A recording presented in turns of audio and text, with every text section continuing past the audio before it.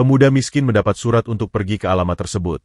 Sesampainya di sana, ia bingung orang-orang memeluknya hangat. Ternyata ayah kandungnya yang telah lama terpisah adalah. Halo sahabat, apa kabar semuanya?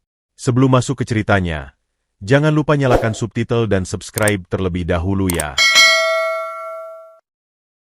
Langit sore di ujung kota itu berwarna jingga memudar, menciptakan siluet genteng-genteng rumah yang berjejal rapat di perkampungan padat.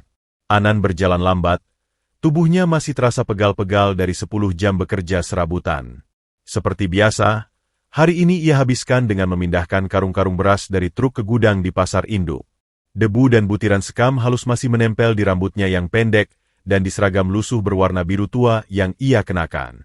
Rp1.500 per karung, gumamnya dalam hati, menghitung ulang penghasilan hari ini. 15 karung berarti Rp22.500. Cukup untuk membeli beras dan seikat kangkung, mungkin sisa sedikit untuk menambah tabungan di kaleng biskuit tua yang disembunyikan di bawah tempat tidurnya, tabungan untuk biaya ibunya ke puskesmas bila asmanya kambuh. Rumahnya, sebenarnya sebuah kamar kontrakan berukuran 3x4 meter, berada di ujung gang sempit yang becek bila hujan. Dindingnya dari papan kayu bekas yang sudah reyot, bocor di beberapa sudut. Anan membuka pintu yang bergemeretuk, disambut aroma kapur barus dan kain yang khas dari pekerjaan ibunya. "An, kamu pulang." Suara lemah Sari, ibunya, terdengar dari sudut ruangan di mana mesin jahit tua, Butterfly, masih berdengung pelan. Wanita berusia 45 tahun itu terlihat lebih tua dari usianya. Garis-garis kelelahan mengeras di sudut mata dan dahi. Tangannya lincah memandu sehelai kain biru di bawah jarum mesin jahit. Di sebelahnya, menumpuk pakaian seragam sekolah yang harus ia selesaikan malam ini untuk menambah penghasilan. "Iya, Bu," sahut Anan sambil melepas sandal jepitnya yang sudah tipis. "Ada sisa nasi di magic jar, masih hangat. Sayurnya tinggal sedikit. Maaf ya, Nak." Suara Sari penuh beban. "Sudah lebih dari cukup, Bu." Anan tersenyum kecil, mencoba menyembunyikan kelelahan dan sedikit laparnya. Ia mengambil nasi dan lauk seadanya, lalu duduk di tikar plastik di lantai semen yang dingin. Mereka makan dalam keheningan yang akrab, hanya terdengar suara jangkrik dari luar dan dengungan mesin jahit.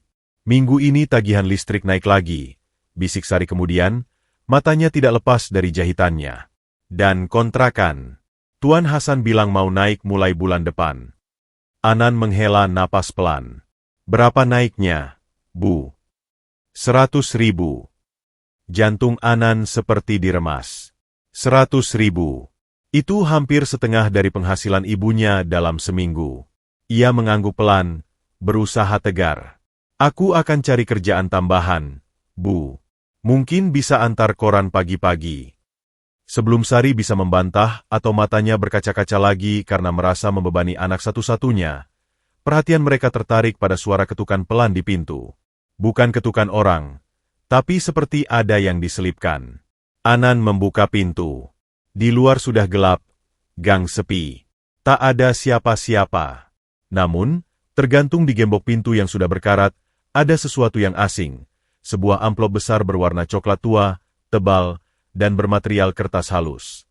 Di permukaannya, tertulis namanya dengan tinta hitam pebal dan tulisan tangan yang elegan, "Anan." "Ada apa?" tanya Sari, berhenti menjahit.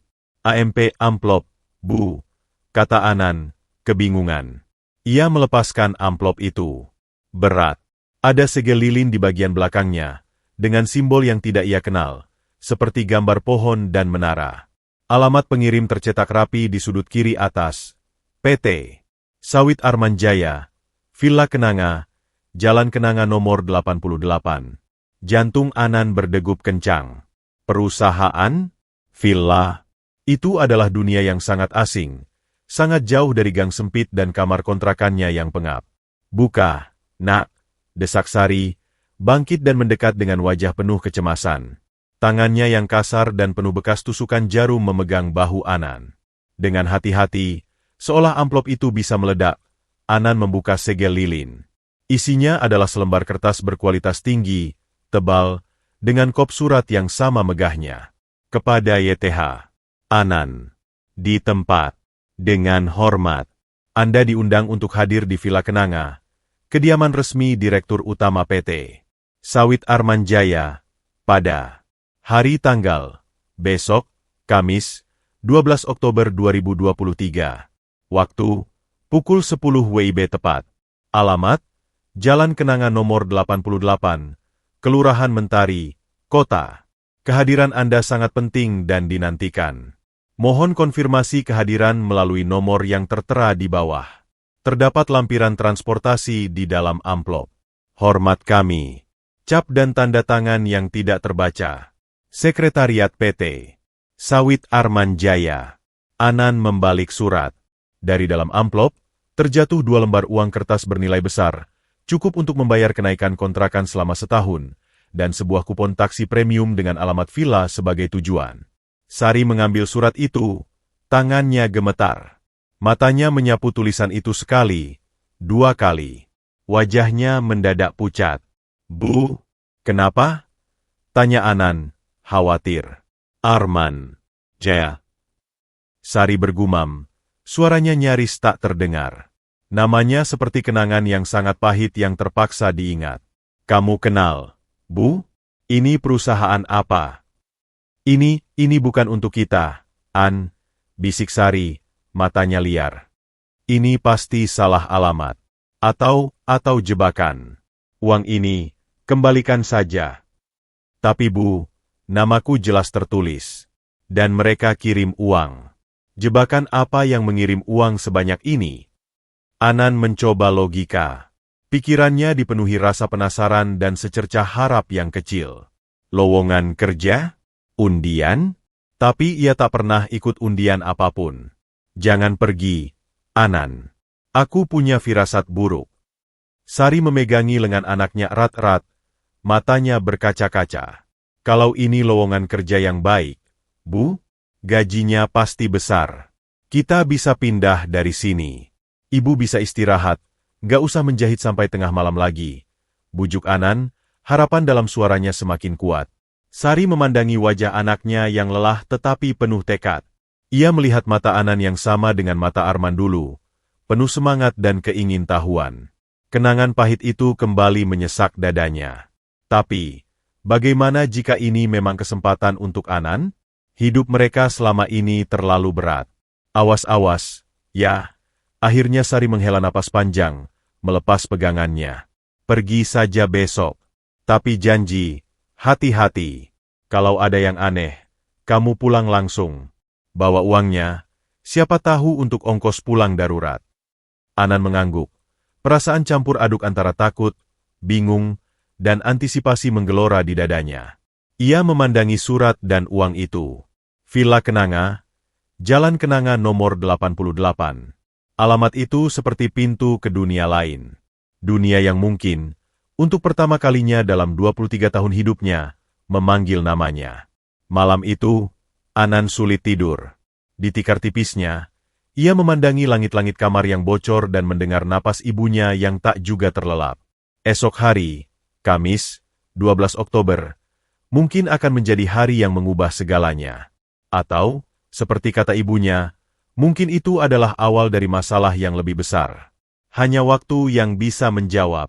Dengan degup jantung yang masih kencang, Anan menutup matanya, membayangkan jalan menuju alamat misterius itu.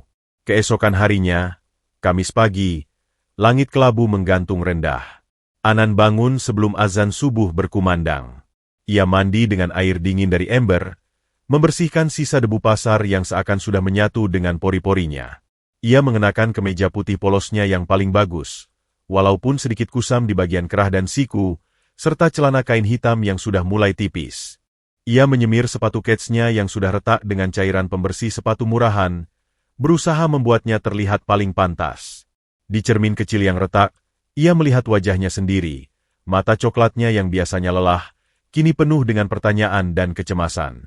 Ibu, aku berangkat, ucapnya sambil mencium tangan Sari yang dingin. Sari hanya bisa mengangguk, memeluk anaknya sejenak dengan erat. Ingat janjimu. Hati-hati. Telepon ibu kalau sudah sampai.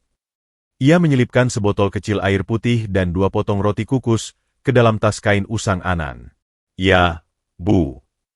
Anan melangkah keluar kamar, menenteng kupon taksi premium itu. Ia merasa seperti membawa benda asing. Di ujung gang, ia mencoba memanggil taksi sesuai petunjuk di kupon. Hanya 10 menit, sebuah mobil sedan hitam yang sangat bersih dan ber-AC dingin berhenti di hadapannya. Sopirnya yang berjas membuka pintu dengan hormat. "Untuk Anan?" tanyanya. "Ya," jawab Anan, merasa seperti orang lain. "Silakan, Tuan." Perjalanan menuju Jalan Kenanga terasa seperti melintasi dimensi yang berbeda. Gang-gang sempit dan pasar yang ramai pelan-pelan berganti dengan jalan raya lebar, taman-taman tertata, dan kemudian kawasan perbukitan yang dipenuhi pagar tinggi dan gerbang-gerbang megah. Hati Anan berdebar semakin kencang. Ia melihat kebun-kebun yang tertata rapi di kejauhan, dengan pohon-pohon berbaris seperti tentara, sawit. Inilah sumber kekayaan yang selama ini hanya ia dengar namanya. Mobil akhirnya melambat di depan sebuah gerbang besi hitam yang sangat tinggi, berornamen rumit. Di atasnya, terpampang huruf-huruf logam, Villa Kenanga. Di belakang gerbang, terlihat jalan beraspal mulus yang diapit pepohonan palem raksasa, mengarah ke sebuah bangunan besar bergaya kolonial yang berdiri megah di puncak bukit kecil. Anan menelan ludah. Sopirnya membuka kaca, berbicara dengan satpam di pos penjagaan. Satpam itu mengenakan seragam coklat yang necis, memeriksa daftar di tabletnya, lalu melirik arah Anan di kursi belakang. Matanya menyiratkan sedikit keheranan, tetapi ia segera memberi hormat dan membuka gerbang. Mobil meluncur pelan di sepanjang jalan masuk. Anan melihat taman yang luas seperti di film, dengan air mancur dan patung-patung marmer. Beberapa orang dengan pakaian kerja terlihat sedang merawat tanaman. Mereka semua melirik mobil yang lewat, dan Anan merasa seperti ikan di akuarium yang diamati. Mobil berhenti di depan teras lebar dengan tiang-tiang putih besar. Seorang pria parubaya, berkacamata, berjas abu-abu sempurna, sudah berdiri menunggu. Dia adalah Pak Rudi, manajer rumah tangga villa. Begitu Anan keluar dari mobil dengan kikuk, Pak Rudi segera mendekat dengan senyum yang terlalu lebar, terlalu ramah. "Selamat pagi, Anan. Selamat datang di Villa Kenanga," ucapnya dengan suara terukur dan halus, sambil sedikit membungkuk. "Kami sudah menunggu kedatangan Tuan." "Tuan?" gumam Anan, tidak percaya dengan sapaan itu. "Silakan, mari masuk. Semuanya sudah menanti," ujar Pak Rudi, mempersilakan Anan naik ke teras. Anan mengikutinya dengan langkah gamang. Sepatunya yang disemir berdecit di atas lantai marmer yang mengilap, membuatnya merasa harus berjalan jinjit. Aroma yang berbeda, campuran bunga, kayu mahoni, dan pembersih yang harum, memenuhi hidungnya, menggantikan aroma tanah basah dan gorengan dari lingkungan rumahnya. Mereka melewati pintu kayu besar yang diukir. Dan di sanalah, di sebuah ruang tamu yang begitu luas hingga langit-langitnya terasa jauh, segumpal kebingungan yang lebih besar menunggunya. Sekitar 10 orang berdiri membentuk formasi semi lingkaran. Ada pria dan wanita dari berbagai usia. Beberapa mengenakan pakaian dinas yang rapih, mungkin staf. Beberapa lain berpakaian kasual tetapi bermerek mahal. Semua mata tertuju padanya. Dan di wajah-wajah itu, Anan melihat ekspresi yang aneh. Bukan penilaian atau kecurigaan, tetapi sesuatu yang mirip dengan haru, antisipasi yang emosional. Sebelum Anan sempat berkata apapun, seorang wanita berusia sekitar 50-an, rambut disanggul rapi, mengenakan kebaya sederhana, melangkah maju. Matanya berkaca-kaca. "Anak itu akhirnya," bisiknya, suaranya serak. Dan tiba-tiba, ia merangkul Anan. Pelukannya hangat, erat, penuh perasaan. Anan kaku, tangan terangkat setengah, tidak tahu harus berbuat apa. Bau minyak wangi yang lembut dan bedak dari wanita itu mengepul di sekitarnya. Belum lepas dari kejutan pertama, seorang pria tua yang berjalan agak tertatih dengan tongkat mendekat. Ia menepuk-nepuk bahu Anan dengan tangan keriputnya. "Mirip-mirip sekali," gumamnya, mengangguk-angguk pelan. Kemudian seorang gadis muda, mungkin sebaya Anan, dengan gaya berbusana ceria, menyelipkan diri dan memeluknya dari samping. "Halo, Kak. Selamat datang," katanya ceria, tanpa beban. Satu persatu, mereka mendekat. Ada yang berjabat tangan erat, ada yang memeluk, ada yang hanya menepuk punggungnya.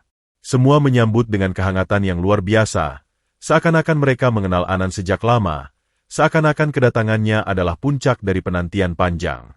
Suara-suara berbisik memenuhi ruangan. Sudah besar ya? Senang sekali akhirnya bertemu. Sungguh hari yang membahagiakan. Anan benar-benar linglung. Otaknya berputar kencang mencerna situasi yang tidak masuk akal ini. Mereka pikir saya siapa? Apakah ada orang yang mirip dengan saya? Atau ini sandiwara? Tapi untuk apa? Ia menoleh mencari Pak Rudi, tetapi pria itu hanya berdiri di samping dengan senyum puas, seakan semuanya berjalan sesuai rencana. Tolong. Akhirnya Anan bisa bersuara. Suaranya parau karena tidak digunakan dan kebingungan. Maaf, saya pikir ada kesalahan. Saya hanya Anan. Saya diundang lewat surat. Untuk apa sebenarnya saya di sini? Kerumunan itu terdiam sejenak, lalu tersenyum lembut, seakan pertanyaan polos Anan justru menguatkan sesuatu. Wanita yang pertama memeluknya itu mengusap mata. Tidak ada kesalahan, nak, katanya. Kau ada di tempat yang tepat. Di rumahmu. Rumah? Kata itu menggema di kepala Anan. Ruangan mewah ini, orang-orang asing yang memeluknya, klaim bahwa ini adalah rumahnya. Semuanya semakin tidak nyata. Ia merasakan sedikit pusing. Pandangannya berpindah ke jendela-jendela besar yang memamerkan hamparan kebun sawit hijau di kejauhan. Di balik semua kehangatan palsu ini, ada sesuatu yang besar sedang terjadi. Dan ia, Anan, pemuda miskin dari gang sempit, terjebak di tengah-tengahnya tanpa tahu aturan mainnya. Saat itulah, dari sebuah pintu di ujung ruangan yang terbuka, muncul bayangan seorang pria. Langkahnya mantap, berwibawa. Kerumunan secara perlahan membuka jalan, memberikan ruang. Senyum-senyum di wajah mereka menjadi lebih dalam, lebih hormat. Dan Anan, dengan jantung yang berdebar kencang hampir memecah dadanya, menatap pria yang perlahan mendekat itu. Wajahnya, ada sesuatu yang familiar, sebuah potongan yang seakan pernah ia lihat di cermin, tetapi lebih tua, lebih berisi oleh waktu dan kekuasaan. Pria itu berhenti beberapa langkah di depannya. Matanya, mata coklat yang sama dengan matanya, menatapnya dengan intensitas yang luar biasa, penuh dengan gelombang emosi yang tertahan. Suasana hening seketika. Anan bisa mendengar detak jantungnya sendiri. Kemudian, pria itu berbicara. 2 kata saja. Namun 2 kata itu mengguncang fondasi dunia Anan selamanya. Anakku, ucap pria itu, suaranya berat dan dalam, menggema di ruangan yang sunyi. Kata, anakku, itu menggantung di udara, berdentum di telinga Anan bagai gong yang dipukul keras. Seluruh tubuhnya mendadak kaku, darah seakan membeku di pembuluh nadi.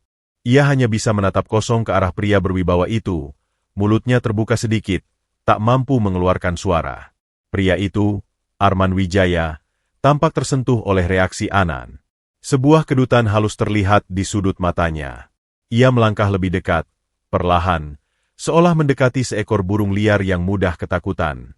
Namaku Arman Wijaya, ucapnya, memperkenalkan diri dengan formalitas yang aneh dalam situasi seperti ini.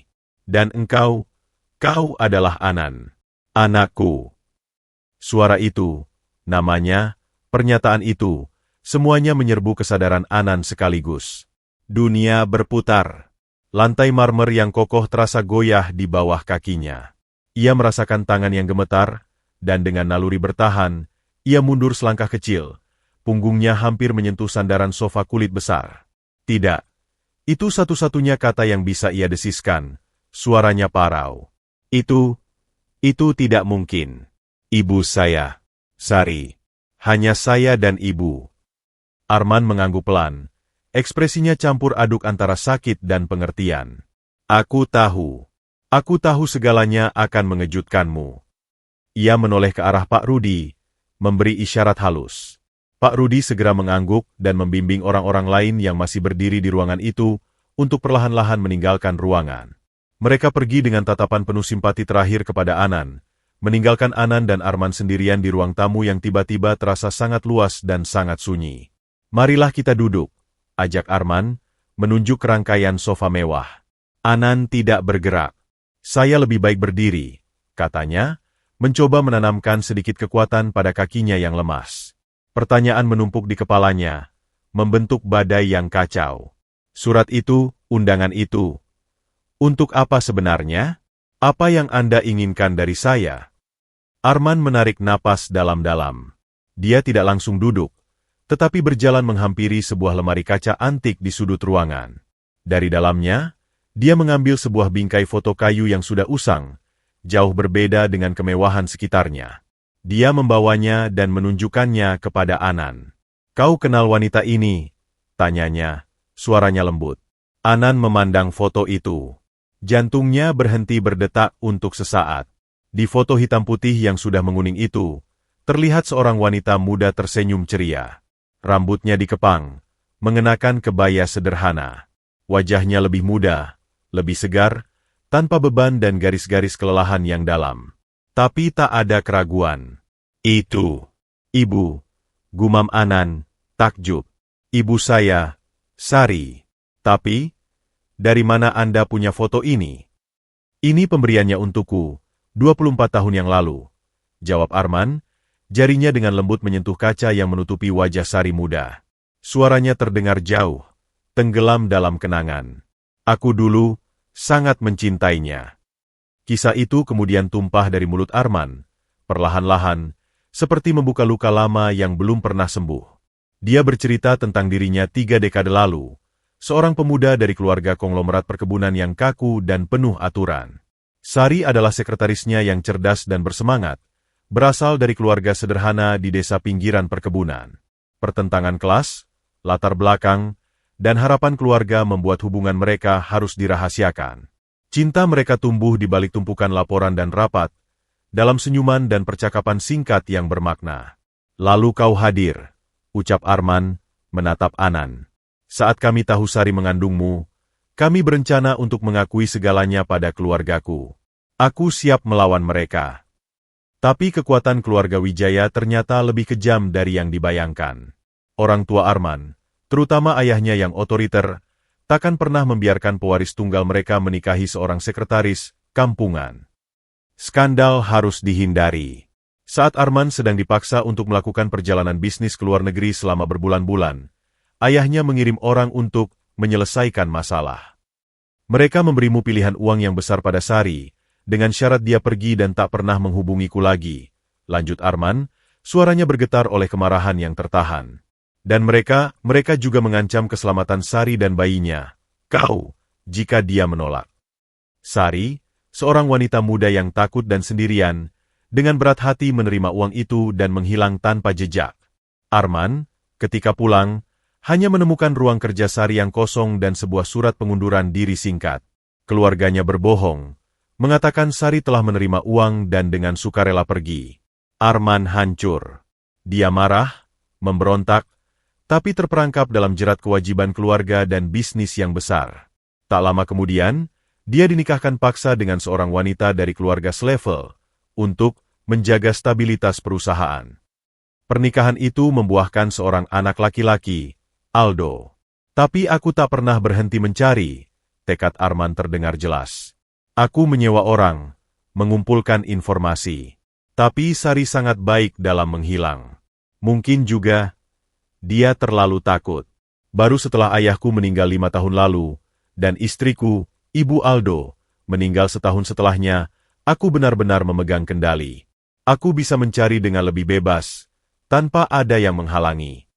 Arman menjelaskan bahwa investigasi barunya berhasil melacak Sari hingga ke kota ini. Mereka menemukan Anan. Untuk memastikan tanpa keraguan, mereka diam-diam mengumpulkan sampel DNA Anan, dari gelas air yang ia tinggalkan di warung, dari puntung rokok yang bukan miliknya, tapi mereka kira miliknya, dan membandingkannya dengan DNA Arman. Hasilnya 99,9% kecocokan. "Anan," ucap Arman, matanya tak lepas dari Anan. "Kau adalah anakku, anak kandungku." Dia mengeluarkan selembar kertas dari saku jas dalamnya. Itu adalah salinan laporan tes DNA dari laboratorium terkemuka. Nama, Anan, dan Arman Wijaya tercetak jelas di atasnya, dengan kesimpulan yang tak terbantahkan. Anan menerima kertas itu. Tangannya gemetar hebat. Huruf-huruf itu tampak berbayang, berputar. Semua yang dia ketahui tentang dirinya, tentang asal-usulnya, tentang ayahnya yang menurut ibunya pergi sebelum kau lahir, runtuh berantakan dalam sekejap. Ayahnya bukanlah seorang yang tak bertanggung jawab yang kabur. Ayahnya adalah seorang bos konglomerat yang selama ini mencari mereka. Perasaan yang bertolak belakang saling tarik-menarik di dadanya. Ada kelegaan yang liar karena akhirnya tahu kebenaran. Ada amarah yang mendidih karena bertahun-tahun hidup dalam kekurangan, sementara ayahnya hidup dalam kemewahan seperti ini. Ada kebingungan yang luar biasa, dan ada rasa sakit yang mendalam untuk ibunya, yang memendam penderitaan ini sendirian selama puluhan tahun. Kenapa? Kenapa baru sekarang? Tanya Anan, suaranya pecah. Kenapa baru setelah 23 tahun? Ibu. Ibu bekerja sampai sakit-sakitan. Kami hampir tidak bisa makan kadang-kadang. Di mana Anda? Teriakan itu memenuhi ruangan, penuh dengan kepedihan yang terpendam selama hidupnya. Arman tampak tertusuk. Wajahnya berkerut oleh penyesalan yang dalam. Aku tahu. Tak ada kata-kata yang bisa membenarkan kelambatanku. Aku telah gagal sebagai ayah, sebagai pasangan untuk ibumu. Pencarianku ternyata lebih sulit, dan kebodohanku mempercayai kebohongan keluarga terlalu lama. Aku Arman, kepalanya menunduk. Yang bisa kuberikan sekarang hanyalah permintaan maaf yang tak akan pernah cukup, dan sebuah janji. Dia mengangkat pandangannya lagi. Air mata, tulus dan tak terbendung, mengalir di pipi pria berkuasa itu. Aku tak ingin kehilanganmu lagi, Anan. Biarkan aku, tolong, berusaha menjadi ayahmu sekarang. Biarkan aku membawa kau dan ibumu, Sari, ke sini. Ke rumahmu yang sebenarnya. Aku ingin memulihkan segala sesuatu yang telah hilang, sekalipun tak akan pernah sepenuhnya. Anan terdiam, memandangi ayah kandungnya yang menangis. Foto Sari muda masih di tangannya. Kontras tajam dengan realitas Sari yang lelah dan sakit-sakitan hari ini. Di luar jendela, kebun sawit milik Arman terbentang luas, simbol kekayaan yang tak terbayangkan. Di kepalanya, terngiang janjinya pada ibu untuk hati-hati, dan bayangan kamar kontrakan yang bocor. Dunia lamanya telah hancur. Sebuah dunia baru, megah dan penuh kompleksitas, memaksanya masuk. Dia berdiri di ambangnya, terhuyung-huyung oleh pengakuan yang mengguncang jiwa, tak tahu harus melangkah kemana. Ruangan itu masih diselimuti kesunyian yang tebal. Hanya terdengar napas berat Arman dan detak jantung Anan yang masih berdebar kencang. Kertas laporan DNA itu terasa seperti bara api di tangan Anan. Ia menatap air mata di pipi Arman, emosi dalam dirinya bergejolak liar. Kebencian, harapan, kebingungan, dan sebuah rasa pengakuan yang tak diinginkan bahwa garis rahang pria itu memang mirip dengan pantulannya di cermin. Ayah? Kata itu tercekat di tenggorokannya, tak bisa keluar. Ia masih memanggilnya, Bapak, untuk orang lain. Tidak perlu memaksakan diri, Nak. Ucap Arman seolah membaca pikirannya, menyeka air matanya dengan sapu tangan linen putih. Aku memahami ini semua terlalu tiba-tiba. Yang penting sekarang adalah tindakan. Dengan langkah yang kembali mantap, sebagai bos yang terbiasa mengambil alih situasi, Arman menekan tombol kecil di panel di samping perapian. Hanya beberapa detik, Pak Rudi muncul kembali di pintu. Rudi, siapkan kamar terbaik di sayap timur untuk Tuan Anan. Kamar dengan pemandangan langsung ke taman. Pastikan lemari pakaiannya sudah terisi, kamar mandinya lengkap, dan handphone serta laptop terbaru sudah tersedia di meja kerjanya. Perintah Arman. Lalu siapkan juga mobil beserta supir untuk menjemput Ibu Sari. Gunakan mobil yang paling nyaman. Baik, Pak Arman, jawab Pak Rudi dengan hormat, lalu melirik Anan. Selamat datang di rumah, Tuan Anan. Lalu dia menghilang lagi. Mendengar instruksi itu, Anan tersentak kaget. Tunggu, Ibu. Saya harus bicara dulu dengan Ibu. Dia tidak tahu apa-apa tentang ini. Dia pasti sangat khawatir. Tentu, Arman mengangguk. Kau bisa menelponnya dari sini. Tapi biarkan mobil saya yang menjemput. Jalan menuju sini cukup jauh dan berliku. Aku tidak mau kalian harus naik angkutan umum lagi. Tidak pernah lagi. Kalimat terakhir diucapkan dengan penuh penyesalan dan tekad, membuat Anan terdiam. Arman mengarahkannya ke sebuah ruang kerja pribadi yang lebih kecil dan intim. Di sana, di atas meja kayu gelap yang besar, terdapat sebuah telepon antik. Anan lebih memilih untuk menggunakan ponselnya sendiri yang layarnya sudah retak. Jarinya gemetar menekan nomor ibunya. Dering itu baru sekali, langsung diangkat. Anan? Kamu di mana? Kenapa lama sekali? Suara Sari panik. Napasnya terdengar tersengal-sengal. Di latar belakang, Anan bisa mendengar suara mesin jahitnya sudah diam. Ibu, saya baik-baik saja. Anan mencoba menenangkan. Saya masih di alamat yang di surat itu. Villa Kenanga. Lalu, surat itu tentang apa? Siapa yang mengirim? Apakah itu masalah? Sari membombardir dengan pertanyaan. Tidak, Bu. Bukan masalah. Ini tentang ayah. Diam. Sunyi yang menusuk di seberang telepon. Anakku, apa yang kau bicarakan? Suara Sari berubah dingin, penuh kewaspadaan. Ayah saya, ayah kandung saya. Namanya Arman Wijaya. Pemilik villa ini. Pemilik perkebunan sawit itu. Anan menelan ludah. Dia menemukan kita, Bu. Dia menunjukkan tes DNA. Dia bilang dulu dia dicerai-beraikan oleh keluarganya. Dia terus mencari kita. Tangisan tiba-tiba meledak di seberang telepon. Bukan tangisan haru, tetapi tangisan yang penuh dengan kesedihan, kemarahan, dan pelepasan yang tertahan selama puluhan tahun. Anan bisa mendengar ibunya terisak-isak. Suaranya pecah. Bu, Ibu, tenang. Saya akan pulang sekarang. Saya jelaskan semuanya. Tidak, teriak Sari. Suaranya tiba-tiba tegas. Jangan pulang dulu. Arman, dia mengirim uang lagi? Dia mau membeli kita lagi? Tidak, Bu. Dia bilang dia minta maaf. Dia ingin kita tinggal di sini. Dia mengirim mobil untuk menjemput ibu.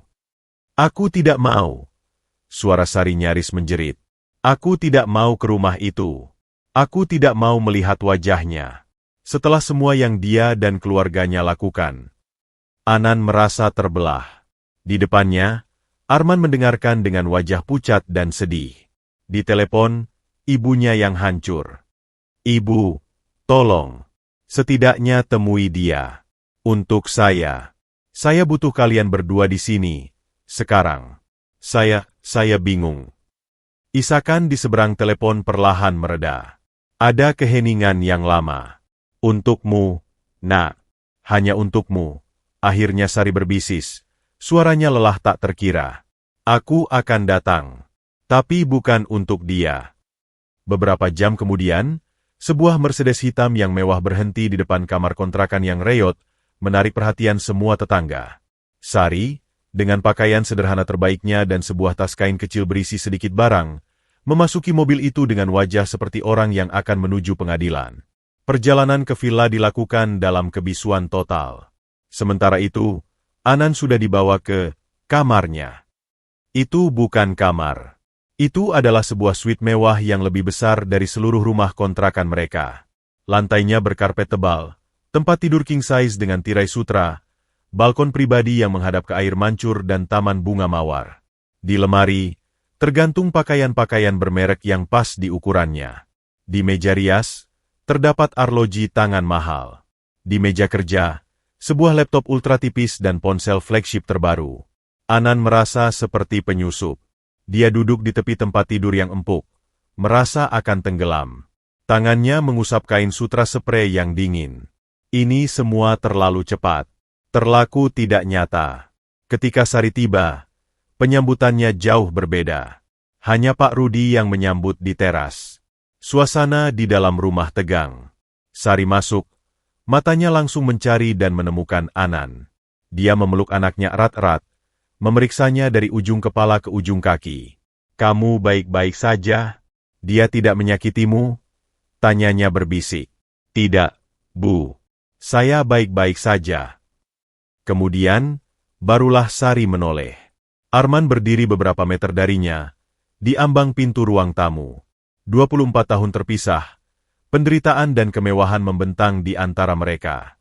Sari, ucap Arman, suaranya serak. Sari memandangnya. Tidak ada air mata, tidak ada pelukan. Hanya sebuah tatapan dingin, tajam, dan penuh luka yang belum sembuh. Arman, balasnya, datar. Jadi akhirnya kamu menemukan kami. Aku tidak tahu mereka mengancammu. Ayahku berbohong padaku. Arman mencoba mendekat. Jangan. Sari mengangkat tangan, menghentikannya. Jangan mendekat. Aku di sini hanya untuk Anan. Bukan untuk mendengar permintaan maafmu yang sudah terlambat puluhan tahun. Kamu pikir kekayaan ini bisa menghapus semuanya? Makanan yang tidak cukup untuk anakmu? Obat yang tidak mampu kubeli? Malam-malam aku menjahit sampai mataku hampir buta. Setiap kata seperti cambuk yang mencakar udara. Arman terdiam, menerima semuanya dengan kepala tertunduk. Kamu benar, Sari. Tidak ada yang bisa menghapusnya. Tapi izinkan aku, tolong, mencoba memperbaiki sekarang. Tinggallah di sini.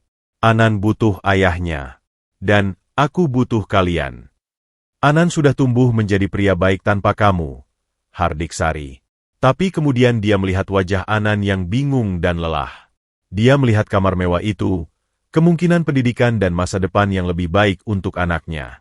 Perjuangan selama puluhan tahun telah menguras semua tenaganya. Pertempuran di matanya terlihat jelas. Akhirnya, dengan napas berat, Sari berkata, "Kami akan tinggal sementara. Untuk Anan. Tapi jangan berharap apa-apa dariku, Arman. Dan aku memiliki kamar terpisah. Jauh dari kamarmu." Itulah awal kehidupan baru yang berbalik 180 derajat. Sari diberikan kamar mewah di sayap lain, yang diterimanya dengan pasrah. Malam pertama mereka di villa, Anan tidak bisa tidur. Dia berjalan ke balkon, memandangi bintang-bintang yang sama seperti di gang sempit rumahnya, tapi sekarang terlihat lebih jelas tanpa polusi cahaya. Di kejauhan, lampu-lampu perkebunan berkelap-kelip. Dia mendengar suara lembut. Dari balkon kamar sebelah, ibunya juga berdiri, memandang ke arah yang sama. Mata mereka bertemu. Sari memberikan senyum kecil yang sedih, penuh kekhawatiran. Anan tahu, kekayaan yang tiba-tiba ini bukanlah akhir. Ini adalah awal dari sebuah bab yang sama sekali baru, penuh dengan kemewahan yang asing, keluarga baru yang bermusuhan. Dia telah mendengar sepintas tentang anak Tuan Arman yang lain, dan warisan masa lalu yang penuh dengan dendam dan rahasia. Hidupnya memang mendadak kaya raya, tetapi beban di pundaknya terasa lebih berat daripada karung beras manapun yang pernah ia angkat. Pagi berikutnya di villa kenanga terasa seperti berada di dalam gelembung kaca yang rapuh. Anan terbangun di balik lampu sutra, terbaring beberapa saat untuk memastikan di mana dirinya. Sinar matahari pagi menyelinap melalui tirai, memantul pada bingkai foto lukisan pemandangan yang mahal di dinding. Kekosongan yang aneh menggelayuti hatinya, kekosongan dari rutinitas yang telah hilang. Tak ada suara tetangga berisik, tak ada aroma kopi tubruk murahan, tak ada desahan mesin jahit ibu yang menjadi soundtrack paginya. Di meja makan prasmanan yang panjang di ruang makan utama, keanehan itu mencapai puncaknya. Meja dipenuhi hidangan yang sebagian besar asing baginya. Nasi goreng khas hotel, krowasang, telur benedict, buah-buahan impor yang dipotong rapi, dan beberapa jenis jus dalam gelas kristal. Arman sudah duduk di ujung meja, membaca laporan bisnis di tabletnya. Ia tersenyum ketika melihat Anan masuk dengan kikuk. "Selamat pagi, Anan. Tidur nyenyak? Silakan ambil apa yang kau suka," sambutnya ramah. Anan hanya mengangguk, mengambil piring dan mengisinya dengan nasi goreng dan beberapa potong buah, pilihan paling aman menurutnya. Dia duduk beberapa kursi dari Arman, masih merasa seperti tamu yang tidak diundang. Belum sempat sendoknya menyentuh mulut, suara langkah tegas dan percaya diri terdengar dari lorong. Seorang pria muda memasuki ruangan. Dia tinggi, berpenampilan necis dengan kemeja lengan pendek bermerek dan celana chino yang disetrika sempurna. Rambutnya ditata rapi, wajahnya tampan namun dengan mata yang tajam dan sinis. Dia adalah Aldo, anak Arman dari pernikahan pertama, berusia 28 tahun. "Pagi, Ayah," ucap Aldo dengan suara datar, mencium tangan Arman secara ritual. Lalu, matanya beralih ke Anan. Tatapannya menyapu Anan dari kepala sampai kaki, menilai kemeja sederhana yang baru saja Anan ambil dari lemari, dan tetap terlihat tidak pas di tubuhnya. lalu kembali ke wajahnya. Ada seberkas emosi yang melintas di matanya, kejijikan, ancaman, dan penghinaan yang tak tersembunyi. Aldo, ini adikmu, Anan. Perkenal Arman dengan suara tegas, seakan menegaskan otoritas. Anan, ini kakakmu, Aldo. Aldo tidak mengulurkan tangan. Dia hanya mendengus pelan, mengambil cangkir kopi dari pelayan yang berdiri di dekatnya. Jadi ini, penemuan berharga, ayah yang selama ini ramai diperbincangkan, ucapnya sambil menyeruput kopinya. Kurasa tak perlu tes DNA untuk melihat kemiripannya. Terlalu jelas. Aldo, tegur Arman, suaranya memperingatkan. Apa? Aku hanya menyatakan fakta. Aldo menyeringai, lalu akhirnya duduk berseberangan dengan Anan. Jadi, adik, dari mana saja selama ini? Jualan koran di lampu merah? Atau kuli angkut di pasar? Setiap kata sengaja dibuat menusuk. Anan mengepal tangannya di bawah meja, merasa darahnya mendidih. Tapi ingatan akan janjinya pada ibunya untuk berhati-hati dan tidak menimbulkan masalah membuatnya menahan diri. Saya bekerja serabutan untuk menghidupi ibu saya, jawab Anan dengan tenang, mencoba memandang langsung ke mata Aldo. Tidak semewah jadi direktur, tentunya. Aldo tersentak kecil. Kalimat balasan itu lebih tajam dari yang dia duga. Arman tersenyum kecil, bangga dengan ketegasan Anan. Kau cepat belajar, ya, gerutu Aldo. Tapi ingat, hidup di villa ini punya aturannya sendiri. Bukan sekadar bisa makan enak dan tidur di kasur empuk. Percakapan sarapan yang tegang itu terpotong kedatangan sosok lain. Seorang wanita muda berusia sekitar 25 tahun melenggang masuk dengan gaya bak model. Dia adalah Maya, adik tiri Anan lainnya, anak Arman dari istri pertama juga. Dia memakai piyama sutra yang mahal, rambutnya acak-acakan dengan sengaja agar terlihat seksi. Pagi semua. Wah, suasana tegang nih di pagi hari, celoteh Maya dengan suara cempreng.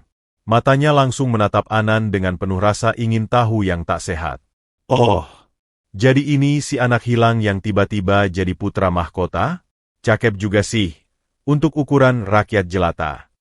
Dia tertawa kecil, menjulurkan tangan. Aku Maya, kakak tiri yang jauh lebih keren dari si Aldo yang sok tegas itu. Anan ragu-ragu menjabat tangan Maya yang dingin dan berbanyak cincin. Maya langsung duduk di sebelah Anan, terlalu dekat. Jadi gimana rasanya dari gubuk reot langsung ke istana? Pasti syok ya? Jangan khawatir, Neng Maya akan ajarin kamu cara hidup yang benar. Pertama, kita harus ganti semua pakaianmu itu. Itu bahan katun lokal ya? Gatal-gatal, loh. Biarkan dia menyesuaikan diri, Maya, kata Arman, tapi terdapat sedikit kelonggaran di suaranya. Terlihat jelas bahwa Maya adalah anak kesayangan yang dimanja. Tapi, yah, kan demi kebaikan dia juga. Nanti kalau diajak ke klub sama teman-temanku, malah diketawain. Protes Maya sambil memainkan rambutnya. Anan merasa seperti objek penelitian. Aldo memandangnya dengan kebencian. Maya memandangnya seperti mainan baru. Dia tak melihat kehangatan keluarga di sini, hanya teritori dan kepentingan. Di mana ibu? Tanya Anan pada Arman, berusaha mengalihkan perhatian.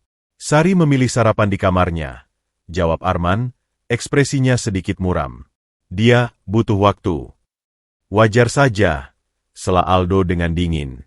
Mungkin merasa tidak pantas di meja yang sama dengan kita. Kali ini Anan tidak bisa menahan. Ibuku adalah orang yang paling pantas di meja manapun, ujarnya, suaranya rendah namun penuh keyakinan. Dia membesarkan saya sendirian dengan kerja keras dan kejujuran. Itu lebih dari yang bisa dibanggakan siapapun di ruangan ini. Aldo mendelik. Wajahnya memerah. Maya tertawa terbahak-bahak. Wih, ada nyali, serunya. Arman memukul meja dengan lembut. Cukup. Ini adalah keluarga, bukan medan perang. Aldo, Maya, kalian akan menerima Anan dan Sari dengan hormat. Itu perintahku. Dan Anan, kau juga harus memberi waktu pada kakak-kakakmu untuk menerimamu. Kita semua butuh penyesuaian. Perintah itu diucapkan dengan nada bos yang tak terbantahkan. Aldo menggerutu dan kembali ke kopinya. Maya mengedipkan mata pada Anan, lalu kembali sibuk dengan ponselnya. Sarapan berlanjut dalam kesunyian yang tak nyaman. Setelah selesai, Arman berdiri. Anan, hari ini kau akan ikut denganku ke kantor. Aku ingin memperkenalkanmu pada bisnis keluarga. Aldo, kau juga ikut. Aldo menatap ayahnya dengan tatapan tak percaya. Ayah, aku ada rapat dengan kontraktor dari Singapura pukul 10. Tidak mungkin. Batalkan atau wakilkan pada wakil direktur, potong Arman. Hari ini, kita akan menghabiskan waktu sebagai keluarga. Di kantor. Perjalanan menuju kantor pusat PT Sawit Arman Jaya menggunakan mobil Range Rover yang sama mewahnya. Arman duduk di depan bersama supir, sementara Anan dan Aldo duduk di belakang. Suasana di dalam mobil tegang seperti kawat piano. Aldo sibuk membalas email di ponselnya, sesekali menghela napas panjang untuk menunjukkan betapa tidak sukanya dengan situasi ini. Kau tahu sesuatu tentang kelapa sawit? Tanya Aldo tiba-tiba, tanpa mengangkat pandang dari ponselnya. Tidak banyak, jawab Anan jujur. Hanya tahu itu minyak untuk menggoreng. Aldo mendengus mengejek. Naif. Itu adalah tulang punggung ekonomi wilayah ini. Bisnis miliaran dolar. Bukan mainan untuk orang yang kemarin masih mengangkut karung beras. Setiap orang harus belajar dari suatu titik. Aldo, sahut Arman dari depan, suaranya tegas. Kau pun dulu tidak tahu apa-apa. Tapi aku dibesarkan untuk ini, ayah. Aku sekolah di bidang agribisnis. Aku magang sejak SMA. Bukan tiba-tiba muncul dari kubangan dan duduk di kursi direksi. Suara Aldo penuh kepahitan. Mobil akhirnya memasuki kompleks perkantoran yang megah. Gedung berlantai 10 itu berdiri dengan gagah, berlogo pohon sawit raksasa di depannya. Begitu mereka masuk, semua karyawan yang mereka lewati membungkuk hormat pada Arman, lalu melirik penasaran pada Anan. Bisik-bisik mulai terdengar. Di lift menuju lantai eksekutif, Aldo berkata pada Anan dengan suara rendah, hanya untuk didengarnya. Lihat sekelilingmu. Ini adalah kerajaan yang kubangun bersama ayah selama bertahun-tahun. Kau pikir bisa datang begitu saja dan merebutnya? Mimpi. Lift terbuka. Di depan mereka, terhampar lobi eksekutif yang mewah. Di sana, sudah menunggu beberapa orang dengan jas rapi, termasuk seorang wanita karir yang anggun, direktur keuangan perusahaan. Dan di sampingnya, berdiri seorang gadis seusia Anan dengan kacamata, membawa tumpukan buku. Dia melirik ke arah mereka, lalu pandangannya tertahan pada Anan. Tatapannya berbeda, tidak sinis, tidak menghakimi, hanya penuh keingintahuan dan mungkin sedikit empati. Itu adalah Gina, anak tiri Arman dari hubungan lain, yang selama ini tidak diikutsertakan dalam bisnis dan lebih sering menghabiskan waktu di perpustakaan. Pertemuan mata itu hanya sesaat, tapi bagi Anan yang tengah dikepung oleh permusuhan dan kemunafikan, tatapan gadis itu terasa seperti oase di padang gurun. Namun, di depan mereka, para direksi sudah menyambut. Langkah pertama Anan ke dalam bisnis keluarga dimulai, dan ia bisa merasakan, dari pandangan dingin Aldo dan senyum palsu para direksi, bahwa pertempuran untuk tempatnya di kerajaan ini baru saja benar-benar dimulai. Bukan hanya pertempuran untuk kekayaan, tetapi untuk pengakuan, harga diri, dan kebenaran tentang masa lalu keluarganya yang gelap. Lobi lantai 10 itu lebih menyerupai galeri seni modern ketimbang ruang tunggu kantor. Dindingnya dipenuhi lukisan abstrak bernuansa hutan tropis. Lantainya dari marmer hitam mengilap yang memantulkan cahaya lampu kristal. Udara dingin dari AC sentral menambah kesan steril dan berjarak. Para eksekutif yang berdiri menyambut, 4 pria dan 1 wanita, tampak seperti patung yang hidup, dengan senyum terukur dan postur yang sempurna. Selamat pagi, Pak Arman. Selamat pagi, Pak Aldo. Sapa mereka hampir serempak. Lalu, semua mata beralih ke Anan, menunggu perkenalan. Ini Anan, putra saya. Perkenal Arman dengan suara lantang yang penuh kebanggaan, tangannya menepuk punggung Anan. Mulai hari ini, ia akan bergabung dengan kita, belajar tentang bisnis keluarga. Senyum-senyum di wajah para direksi tetap terpampang, tetapi Anan bisa menangkap kilatan keraguan dan keheranan di baliknya. Seorang pria berperut buncit dengan kacamata tebal, Pak Bambang, direktur operasional, maju selangkah dan menjabat tangan Anan dengan erat. Selamat bergabung, Mas Anan. Semoga cepat beradaptasi. Ucapannya sopan, namun matanya yang kecil menyorotkan penilaian yang cepat dan tajam. Wanita anggun yang berdiri di samping Pak Bambang, Ibu Dewi sang Direktur Keuangan, mengangguk ramah. Kantor ini akan lebih bersemangat dengan kehadiran generasi muda. Jika ada yang perlu ditanyakan tentang laporan keuangan, saya siap membantu. Namun, nada merendahkan terselip dalam kalimatnya.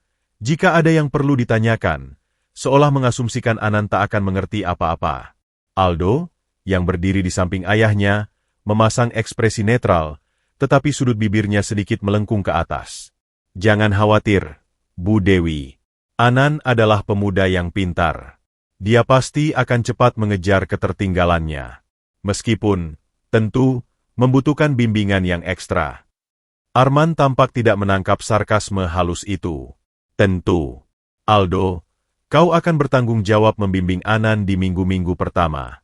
Aku ingin kau membagikan pengetahuanmu. Wajah Aldo berkerut sepersekian detik sebelum kembali halus. Dengan senang hati, Ayah. Tur singkat dimulai. Anan dibawa berkeliling lantai eksekutif, ruang rapat dengan meja sepanjang 10 meter, ruang Arman yang sangat luas dengan view seluruh kota dan perkebunan, ruang Aldo yang tak kalah mewah, dan akhirnya sebuah ruang kerja yang lebih kecil namun masih sangat mewah di sebelah ruang Aldo, ruang untuk Anan. Ini tempatmu untuk sementara, kata Arman. Kau bisa mempelajari dokumen-dokumen dasar dari sini. Ruang itu lengkap dengan komputer terbaru, buku-buku tebal tentang agribisnis dan manajemen, serta sebuah foto keluarga Arman dengan istri pertama dan anak-anaknya, foto yang dengan jelas mengecualikan keberadaan Anan dan Sari. Setelah Arman kembali ke ruangannya untuk sebuah konferensi video penting, Aldo segera menunjukkan warna aslinya. Suasana ramahnya menguap. Duduk, perintahnya singkat, menunjuk kursi di depan meja Anan. Aldo sendiri duduk di tepi meja, memandang rendah. Ayah bilang aku harus membimbingmu.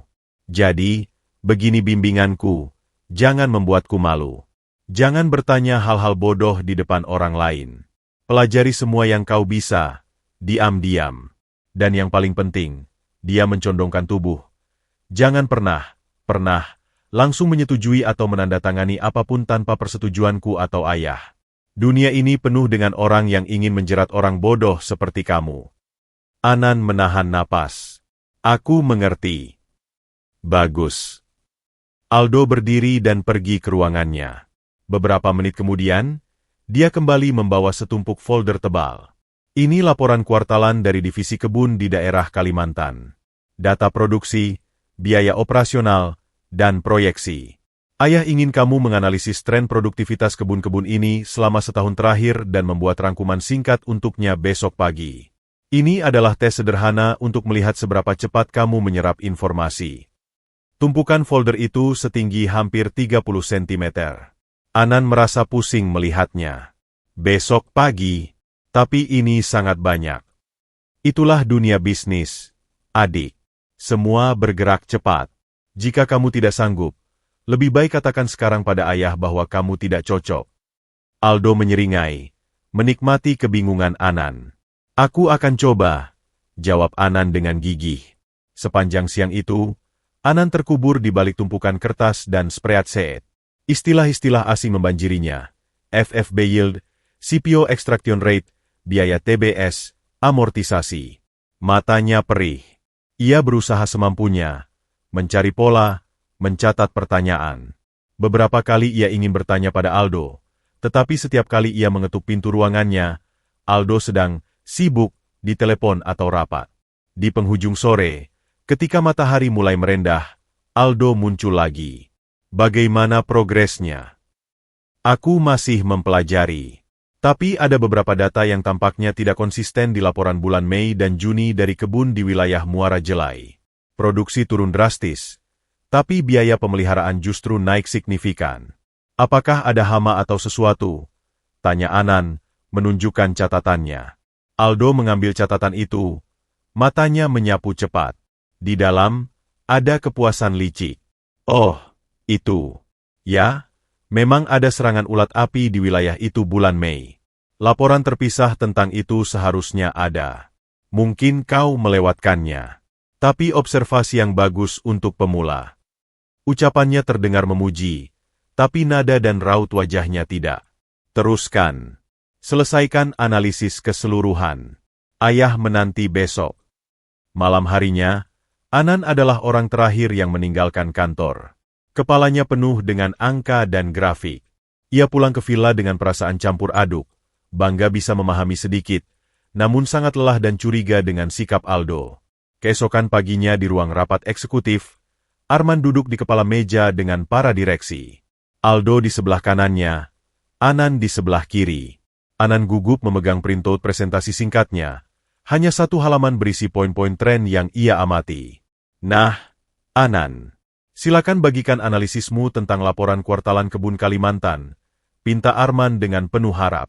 Anan menarik napas. Berdasarkan data yang saya pelajari, secara umum tren produksi FFB stabil naik sekitar 2% secara kuartalan, meskipun ada penurunan signifikan di wilayah Muara Jelai pada Mei-Juni karena insiden hama yang dilaporkan.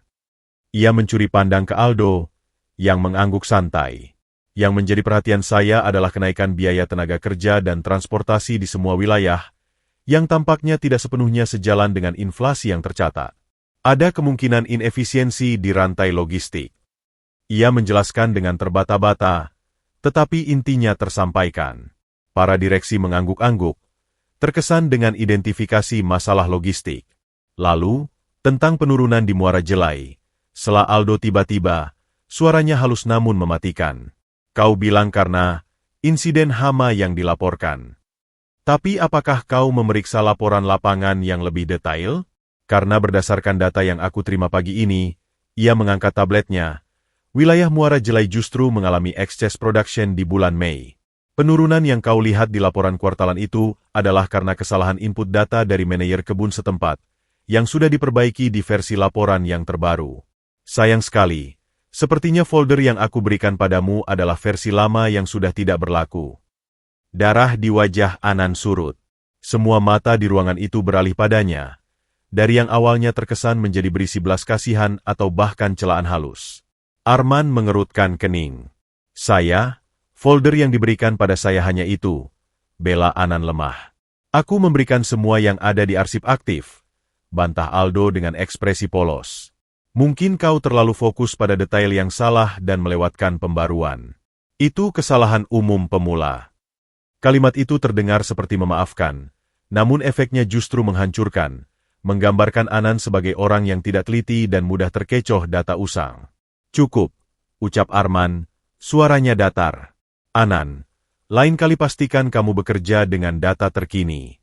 Aldo, lain kali pastikan adikmu mendapatkan file yang benar. Pertemuan dilanjutkan. Sisa rapat berlangsung dengan Anan yang merasa ingin menghilang. Ia bisa merasakan pandangan Ibu Dewi dan Pak Bambang yang sekarang berisi keraguan yang lebih dalam. Gosip yang selama ini berbisik-bisik tentang anak liar yang tidak kompeten, kini mendapat bukti pertamanya. Sepulang rapat, di lorong yang sepi, Aldo berjalan mendampingi Anan. Jangan tersinggung, adik, bisiknya, tanpa sedikit pun penyesalan. Ini pelajaran berharga. Di sini, informasi adalah senjata. Dan kau baru saja kalah karena kurang persenjataan. Ingat, satu-satunya orang yang bisa kau percaya di sini adalah dirimu sendiri. Bahkan, mungkin juga bukan ayah. Kata-kata itu menggantung, beracun. Aldo lalu pergi dengan langkah percaya diri, meninggalkan Anan yang hancur dan mulai memahami sepenuhnya medan perang yang ia masuki. Ini bukan sekadar belajar bisnis. Ini adalah pertarungan untuk kredibilitas, di mana setiap kesalahan, yang sengaja dijebakkan atau tidak, bisa digunakan untuk menggulingkannya. Dan musuh pertamanya adalah saudara tirinya sendiri, yang mengenal setiap inci dari kerajaan ini dan tidak akan segan menghancurkannya. Kegagalan di ruang rapat itu membekas seperti noda memalukan di baju putih. Sepanjang sisa hari itu, Anan menghindari kontak mata dengan siapapun. Ia merasa setiap bisik-bisik di antara staf adalah tentang dirinya, tentang betapa tidak layaknya ia ada di sana. Ia kembali ke ruang kerjanya dan menutup pintu, memandangi tumpukan folder yang kini ia tahu adalah jebakan yang disengaja. Amarah membara di dadanya, bukan hanya pada Aldo, tetapi juga pada dirinya sendiri karena begitu mudah terjebak. Ketika hari mulai senja dan kantor hampir sepi, keputusasaan mulai menyergap. Mungkin Aldo benar, pikirnya getir. Mungkin aku memang tidak pantas berada di sini. Dunia ini terlalu rumit, terlalu penuh dengan racun. Tiba-tiba, ketukan pelan terdengar di pintu. Anan mengira itu Aldo yang datang untuk menyiramkan lebih banyak garam ke lukanya. "Masuk," katanya dengan suara datar. Yang masuk bukan Aldo. Seorang gadis berambut pendek ikal, berkacamata tebal dengan bingkai hitam, membawa 2 gelas dalam nampan. Dia mengenakan blus sederhana dan rok panjang, jauh dari kesan glamor maya. Itu adalah Gina, gadis yang ia lihat sekilas di lobi pagi tadi. "Maaf mengganggu," ucap Gina dengan suara lembut, hampir seperti bisikan. "Saya Gina. Saya lihat kamu masih di sini dan mungkin butuh ini." Dia menaruh nampan itu di atas meja. 1 gelas berisi air putih, satunya lagi berisi teh hangat. "Kadang, setelah hari yang buruk, kita butuh pilihan." Anan terkejut. Keramahan yang tulus dan tanpa pamrih ini sangat kontras dengan segala yang ia alami hari itu. "Terima kasih," ucapnya, terdengar serak. Kamu juga bekerja di sini?" Gina menggeleng, sedikit tersenyum malu. "Tidak. Saya lebih sering di perpustakaan keluarga di lantai 8. Ayah, Arman, mengizinkan saya menghabiskan waktu di sana. Saya sedang menyusun katalog untuk koleksi buku langka tentang flora Indonesia. Kadang saya mengantar dokumen untuk Ibu Dewi." Dia jeda, memandang Anan dengan tatapan penuh pengertian. "Saya melihat rapat tadi melalui monitor di perpustakaan. Biasanya dipakai untuk arsip rapat penting." Anan merasa wajahnya memanas. "Jadi kamu melihat semuanya. Betapa bodohnya saya." "Tidak," bantah Gina cepat. "Kamu tidak bodoh. Kamu hanya tidak tahu bahwa di keluarga ini, bahkan laporan keuangan bisa menjadi senjata." Suaranya rendah, penuh pengalaman pahit yang dipendam sendiri. "Aldo melakukannya pada saya dulu, saat saya masih kecil dan mencoba membantu ayah menghitung sesuatu. Dia memberikan data yang salah, dan saya dimarahi di depan semua orang. Sejak itu, saya memilih untuk menjauh dari bisnis." Ada rasa solidaritas yang langsung tumbuh. Di tengah keluarga yang dingin dan penuh intrik, ternyata ada orang lain yang juga merasa seperti orang luar. "Kenapa kamu memberitahu saya ini?" tanya Anan. Gina mengangkat bahu. "Karena kamu terlihat seperti saya dulu. Kebingungan, marah, dan sendirian. Dan karena kita saudara, kan? Meskipun ibu kita berbeda, dan kita tidak tumbuh bersama." Dia diam sejenak. "Ibu saya adalah seorang peneliti yang bekerja sama dengan perusahaan ini dulu. Hubungannya dengan ayah singkat. Dia meninggal saat saya kecil. Saya dibesarkan oleh nenek, tapi ayah membiayai semua kebutuhan saya dan mengizinkan saya tinggal di sini. Tapi saya bukan bagian dari mereka." Mereka, yang dia maksud jelas, Aldo dan Maya, serta lingkaran kekuasaan mereka. "Jadi kamu tahu segalanya tentang keluarga ini?" tanya Anan, harapan kecil mulai tumbuh. "Tidak segalanya. Tapi saya banyak membaca, dan saya banyak mendengar. Orang sering lupa saya ada di perpustakaan." Gina mendekat, suaranya semakin pelan. "Hati-hati dengan Aldo.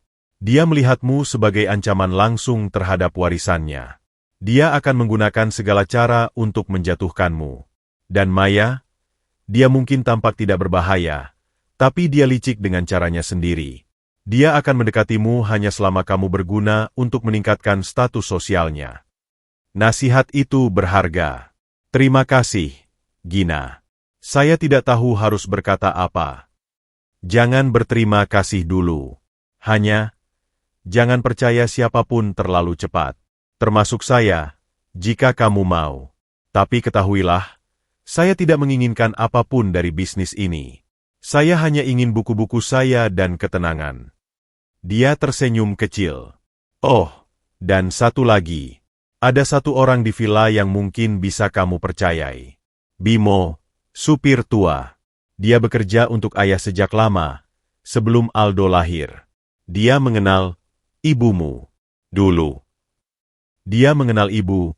Kalimat itu membuat jantung Anan berdetak kencang. Mungkin Bimo tahu sisi lain dari cerita itu. Cara menemukannya.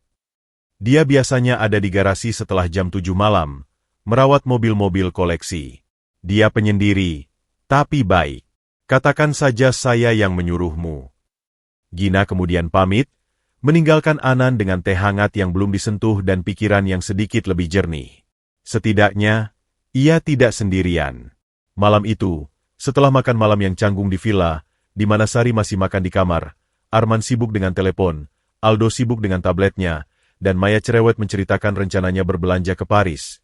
Anan menyelinap ke area garasi bawah tanah. Villa itu memiliki garasi seluas lapangan bola, berisi puluhan mobil mewah berjejer rapi.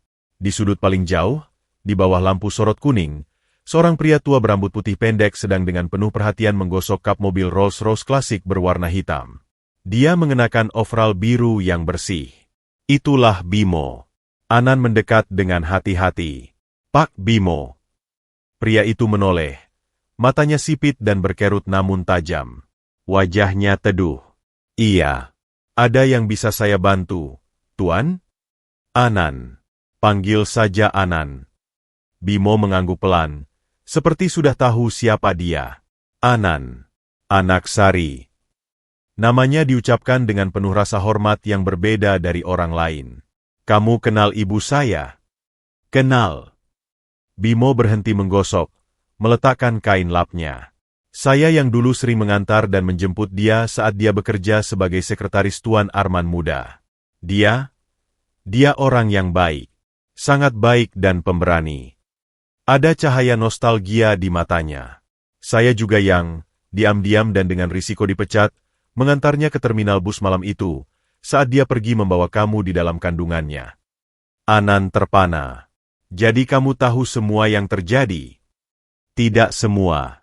Tapi saya tahu Sari tidak pergi karena uang. Dia pergi karena takut. Orang-orang dari keluarga Tuan Arman yang tua datang, berbicara keras, mengancam. Saya mendengar jeritannya. Saya coba melapor ke Tuan Arman, tapi dia sedang di luar negeri dan tidak bisa dihubungi. Dan setelah itu, semua orang di perusahaan diperintahkan untuk melupakan nama Sari. Bimo menghela napas berat. Itu adalah masa-masa gelap. Saya sangat senang melihatmu kembali, Nak, dan mendengar Sari. Dia baik-baik saja. Secara fisik, ya. Tapi luka di hatinya dalam, jawab Anan. Wajar, Bimo mengangguk. Kamu harus menjaga ibumu, dan jaga dirimu sendiri. Pandangannya menjadi waspada. Rumah ini, indah tapi berbahaya. Dindingnya punya telinga, dan uangnya bisa membeli banyak kebisuan. Seperti yang Aldo lakukan padaku hari ini, gumam Anan. Bimo tidak terkejut. Aldo tuan kecil itu, dia ibarat anak singa yang sudah menganggap seluruh hutan sebagai miliknya. Tiba-tiba datang anak singa lain. Dia akan mencakar. Kamu harus lebih pintar. Jangan pernah terima data langsung darinya. Selalu konfirmasi ke sumber lain. Dan pelajari tanahnya. Tanahnya. PT Sawit Arman Jaya tidak dibangun hanya dengan kerja keras dan kejujuran. Nak, bisik Bimo, matanya menatap tajam. Ada banyak rahasia terkubur di bawah pohon-pohon sawit itu. Rahasia yang bisa melukai banyak orang. Hati-hati jika kamu mulai bertanya-tanya terlalu dalam. Bahkan Tuan Arman sendiri kadung takut menghadapi beberapa hantu masa lalunya. Peringatan itu lebih seram dari yang diucapkan Gina. Tapi justru membuat tekad Anan menguat. Ia tidak ingin menjadi pion yang dimainkan. Ia ingin tahu kebenaran tentang keluarganya, tentang bisnis ini, tentang mengapa ibunya harus menderita. Terima kasih, Pak Bimo. Nasihatmu sangat berharga. Jangan berterima kasih. Hanya berhati-hatilah. Dan jika kamu butuh bantuan, atau butuh pergi ke suatu tempat tanpa sepengetahuan siapapun, garasi ini adalah tempat yang baik untuk memulai. Dengan sekutu tak terduga, Gina yang cerdas dan pendiam, dan Bimo yang bijaksana dan tahu rahasia, Anan mulai merasa bahwa ia tidak sepenuhnya tak berdaya.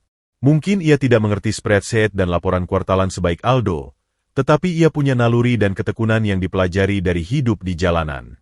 Dan sekarang, ia juga mulai memiliki peta untuk menavigasi medan berbahaya ini.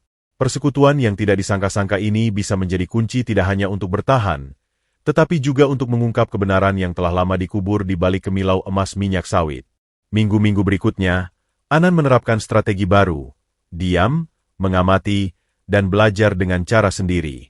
Ia tidak lagi bergantung pada bimbingan Aldo. Setiap data yang diberikan, ia cross-check dengan arsip di server perusahaan atau dokumen fisik di perpustakaan, seringkali dengan bantuan diam-diam dari Gina. Hubungan mereka tumbuh dalam keheningan perpustakaan lantai 8, di antara tumpukan buku dan debu yang harum. Gina membantunya memahami istilah bisnis, sementara Anan bercerita tentang kehidupan di luar tembok villa, cerita yang membuat mata Gina berbinar penuh ketertarikan. Suatu sore, ketika mereka sedang duduk di sudut perpustakaan yang sunyi, Gina tiba-tiba membeku. Dari monitor kecil di meja kerjanya yang biasanya ia gunakan untuk mengarsip, terdengar suara Aldo yang samar-samar. Monitor itu terhubung ke sistem internal untuk merekam rapat-rapat penting, dan sepertinya saluran dari ruang rapat eksekutif masih terbuka. Proyek Muara Jelai itu sudah terlalu banyak menarik perhatian. Laporan dari manajer lapangan bilang ada aktivis dan Ngo yang mulai nongol lagi. Suara seorang direktur, kemungkinan Pak Bambang. Bisa diatur, sahut Aldo, suaranya dingin dan percaya diri. Masalahnya selalu sama, mereka butuh bukti konkret. Selama kita menjaga lahan konsesi ilegal, itu tetap di bawah radar dan dokumen-dokumen pendukungnya rapi, mereka hanya bisa menggonggong. Lagi pula, sebagian besar dari mereka bisa dibeli. Tapi ada masalah dengan masyarakat adat di sekitar wilayah itu, sela suara lain. Mereka masih bersikeras bahwa tanah itu adalah tanah ulayat mereka. Beberapa tetua sudah mengancam akan melapor ke Komnas HAM. Sudah saya tangani, potong Aldo. Saya sudah kirim tim negosiasi. Mereka akan memahami situasi. Dan jika tidak, ada cara lain. Ingat insiden kebakaran lahan di sana tahun 2018? Itu menyelesaikan banyak masalah. Sayangnya, bisa terulang. Suara itu terputus tiba-tiba, seolah salurannya dimatikan. Gina dan Anan saling memandang, wajah mereka pucat. Kebakaran lahan 2018, gumam Gina. Saya ingat. Itu dilaporkan sebagai kebakaran alami akibat musim kemarau. Beberapa keluarga penggarap meninggal. Dan Aldo bilang itu menyelesaikan banyak masalah, desis Anan. Perutnya mual. Apa maksudnya? Gina menutup matanya, berusaha mengingat. Setelah kebakaran itu, protes dari warga sekitar berhenti. Perusahaan dengan mudah mengkonsolidasikan lahan yang terbakar itu ke dalam perluasan kebun. Semua dokumen perizinan jadi lebih lancar. Dia membuka mata, penuh kengerian. Kamu pikir Aldo membiarkannya terjadi? Atau bahkan Anan tidak bisa menyelesaikan kalimatnya. Pikirannya langsung melayang pada desa-desa miskin yang mungkin telah menjadi korban keserakahan perusahaan ayahnya. Perusahaan yang kini secara resmi juga menjadi miliknya. Rasa ingin tahu yang berubah menjadi kewajiban moral menggelora di dada Anan. Ia harus melihat dengan mata kepala sendiri. Saya harus pergi ke Muara Jelai, ucapnya dengan tegas. Gila. Itu berbahaya. Aldo akan tahu. Tidak jika kita pergi diam-diam. Akhir pekan ini, ayah ada acara di Jakarta. Aldo pasti ikut. Ibu masih jarang keluar kamar. Kamu bilang Bimo bisa membantu. Rencana itu dipersiapkan dengan cepat dan hati-hati. Dengan alasan ingin jalan-jalan mengenal kota, Anan meminjam mobil biasa, bukan yang mewah, dari garasi. Bimo, setelah mendengar tujuan Anan, awalnya menolak keras. Tapi setelah Anan bersikeras dan mengatakan ini untuk mengetahui kebenaran tentang masa lalu ibunya, karena desa yang terdampak di Muara Jelai konon berdekatan dengan desa asal Sari, Bimo akhirnya luluh. Saya akan mengemudi, kata Bimo. Tapi kita harus hati-hati. Jika ada yang mencurigai, kita hanya turis yang tersesat. Perjalanan ke Muara Jelai memakan waktu 6 jam. Pemandangan berubah drastis dari kota modern menjadi pedesaan, lalu memasuki hamparan kebun sawit yang monoton dan sepi. Jalanan berlubang, truk-truk pengangkut TBS berlalu lalang seperti raksasa berdebu. Suasana semakin mencekam ketika mereka mendekati koordinat yang dicatat Anan dari peta konsesi. Mereka berhenti di tepi sebuah desa yang terlihat miskin dan terpencil. Beberapa rumah panggung kayu yang reot berjejer.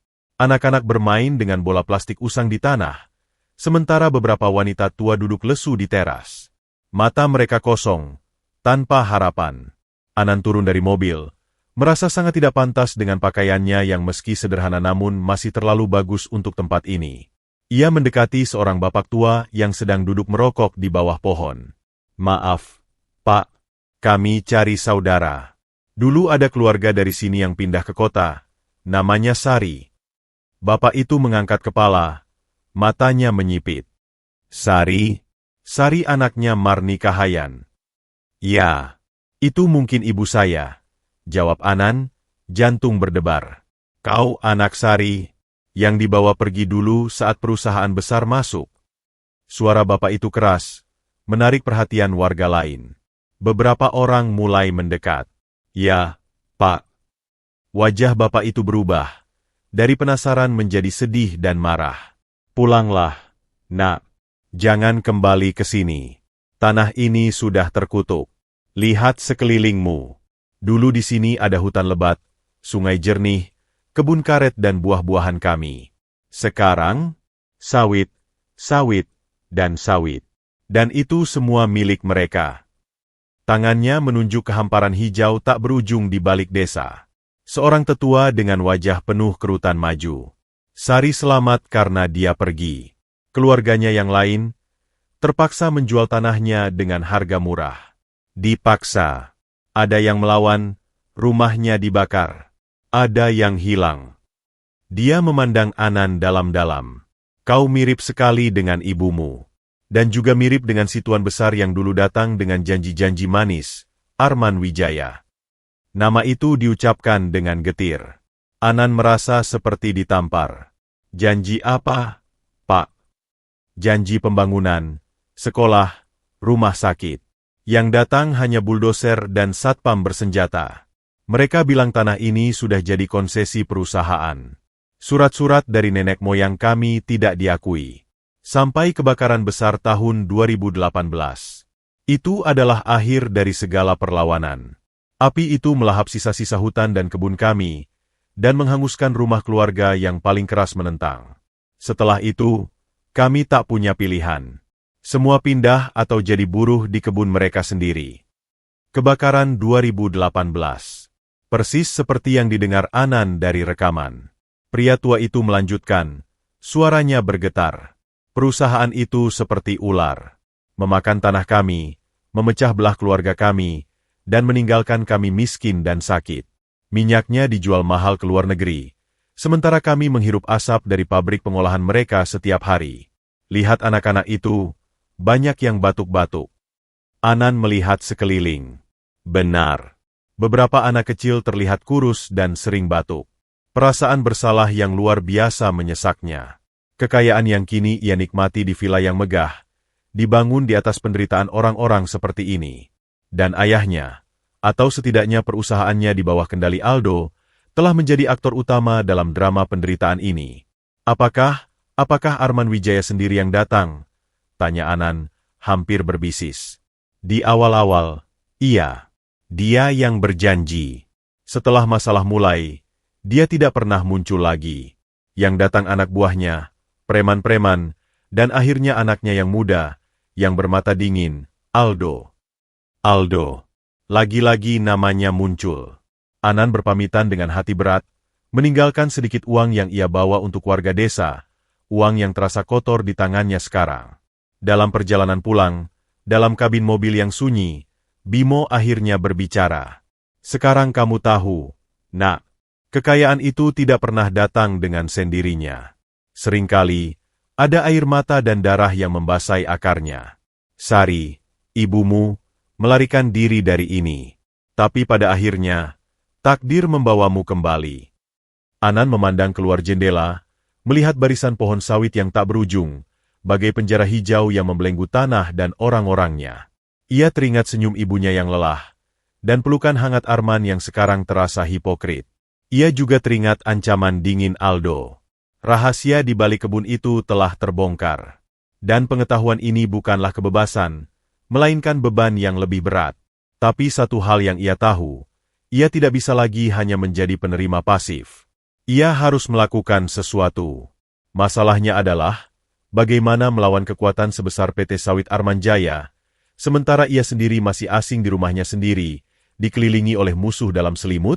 Perjalanan ke Muara Jelai bukanlah akhir, melainkan awal dari sebuah tekad berbahaya, untuk memperbaiki kesalahan, atau setidaknya, menghentikan penderitaan baru. Mobil meluncur pelan meninggalkan desa Muara Jelai, meninggalkan kepedihan dan kenangan pahit yang terpampang di setiap sudutnya. Kabut tipis asap dari pabrik pengolahan kelapa sawit di kejauhan menyelimuti langit senja, membuat matahari terlihat seperti bola merah pudar yang sakit. Dalam hati Anan, desa itu tidak lagi sekadar koordinat di peta, tetapi menjadi wajah nyata dari bisnis keluarganya, wajah yang compang-camping, penuh abu dan keputusasaan. Sepanjang perjalanan pulang, Bimo diam. Tatapannya tertancap di jalan berdebu, tetapi Anan tahu sopir tua itu tenggelam dalam pikirannya sendiri, mungkin mengenang Sari muda dan masa-masa ketika semua belum serumit ini. Pak Bimo, ucap Anan akhirnya, memecah kesunyian yang berat. Apa ibu saya? Apa dia tahu tentang semua ini? Tentang apa yang terjadi pada desa dan tanah keluarganya? Bimo menghela napas panjang. Sari? Dia berasal dari keluarga sederhana di desa sebelah. Tapi saat dia bekerja untuk Tuan Arman, dia adalah sekretaris yang cerdas. Dia punya akses ke banyak dokumen. Saya rasa, dia mulai mencurigai sesuatu. Dia pernah bertanya pada saya, dengan suara rendah, tentang laporan-laporan pengadaan lahan yang tidak biasa. Tapi sebelum dia bisa menggalinya lebih dalam, ancaman dari keluarga Tuan Arman datang, dan dia terpaksa pergi. Dia memandang Anan lewat kaca spion. Mungkin itulah sebabnya dia sangat membenci segala yang berhubungan dengan perusahaan ini. Bukan hanya karena patah hati, nak, tapi karena dia tahu ada sesuatu yang busuk di balik kemewahannya. Penjelasan itu seperti potongan terakhir puzzle yang jatuh tepat pada tempatnya. Sekarang Anan memahami mengapa ibunya begitu keras menolak untuk berdamai dengan Arman.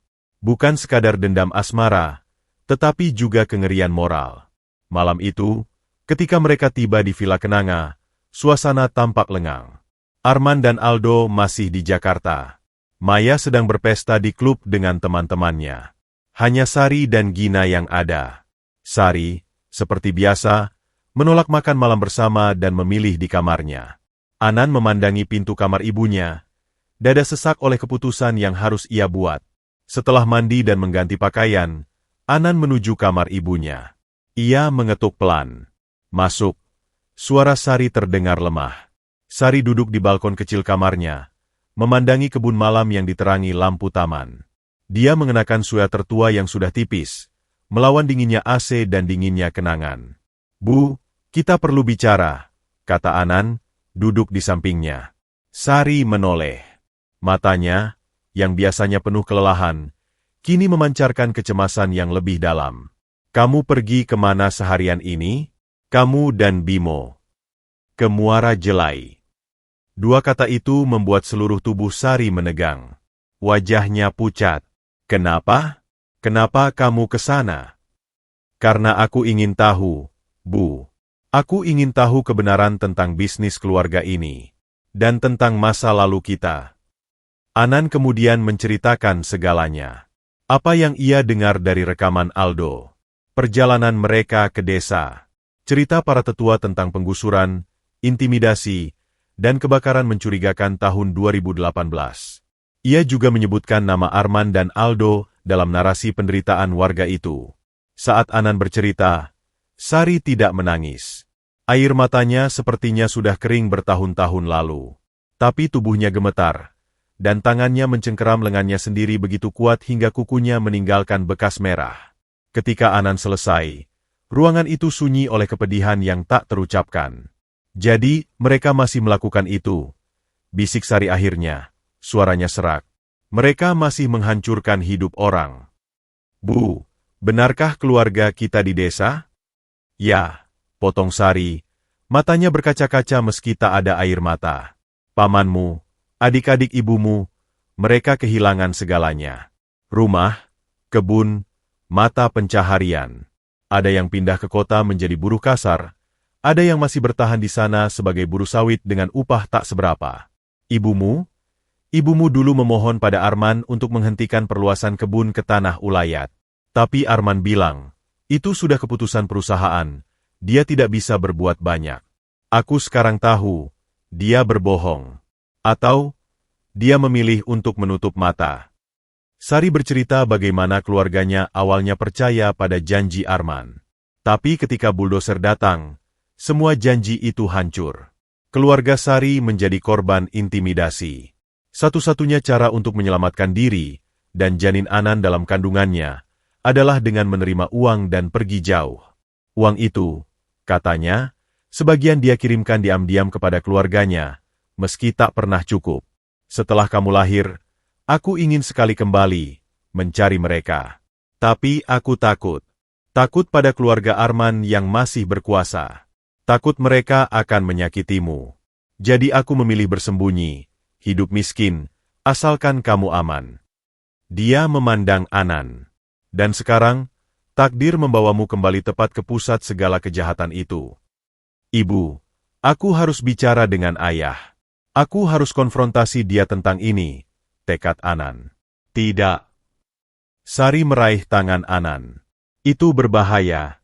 Nak, kamu tidak tahu sampai sejauh mana mereka akan berbuat untuk melindungi kerajaan kotor ini. Aldo, dari ceritamu, dia sudah terlibat sangat dalam. Dan Arman, meski mungkin tidak tahu detailnya sekarang, dia pasti punya andil di masa lalu. Mereka akan bersatu melawanmu jika kamu mengancam bisnis mereka. Tapi kita tidak bisa diam saja, Bu. Orang-orang menderita. Dan ini salah. Ini sangat salah. Kamu benar, sahut suara lembut dari pintu yang terbuka. Gina berdiri di sana. Wajahnya pucat. Maaf, saya tidak sengaja mendengar. Pintunya tidak tertutup rapat. Dia masuk, menutup pintu pelan-pelan. Tapi Ibu Sari juga benar. Kamu tidak bisa langsung menghadapi mereka sendirian. Kamu butuh bukti yang kuat. Bukti yang tidak bisa mereka bantah atau hancurkan. Bukti seperti apa? Tanya Anan. Dokumen. Surat perintah, laporan internal, catatan keuangan yang mencurigakan terkait pengadaan lahan ilegal dan pengeluaran khusus untuk menangani protes, jelas Gina. Aku pernah melihat folder-folder kuno di ruang arsip rahasia di lantai basement kantor. Di situ tersimpan dokumen dari era awal perusahaan. Tapi aksesnya sangat terbatas. Hanya Arman, Aldo, dan mungkin Pak Bambang yang punya kode. Kita harus mendapatkan kode itu, gumam Anan. Atau, Gina melanjutkan, kita mencari bukti dari luar, dari korban, rekaman video, kesaksian, dokumen tanah ulayat mereka. Gabungkan dengan data internal, itu akan jadi senjata yang kuat. Sari memandangi kedua anak muda itu, matanya penuh kekhawatiran yang sangat dalam. Apa yang kalian rencanakan ini? Ini seperti bermain api. Kalian bisa terbakar. Tapi jika tidak ada yang melakukan sesuatu, Bu, api itu akan terus membakar orang lain, jawab Anan, suaranya penuh keyakinan yang baru ditemukan. Aku tidak bisa menerima warisan ini dengan tenang, mengetahui dasarnya dibangun dari penderitaan orang, termasuk keluarga ibu sendiri. Sari menarik napas dalam-dalam. Perlahan, dari balik rutan kelelahan dan rasa takut, muncul cahaya lain di matanya, cahaya kebanggaan dan tekad yang lama tertidur. Kalau begitu, aku akan membantumu. Bu, kau tidak perlu. Aku lebih tahu tentang sistem administrasi perusahaan itu di masa awal. Aku yang mengarsipkan banyak dokumen dulu. Aku masih ingat pola penyimpanannya, meski mungkin sudah berubah. Sari berdiri, tubuhnya yang biasanya terlihat lemah kini tampak lebih tegak. Dan aku punya hak moral untuk ini. Untuk keluargaku yang hancur. Malam itu, di kamar Sari, sebuah aliansi baru terbentuk. Ibu dan anak yang kembali bersatu, dibantu oleh saudara tiri yang idealis. Mereka merencanakan strategi diam-diam.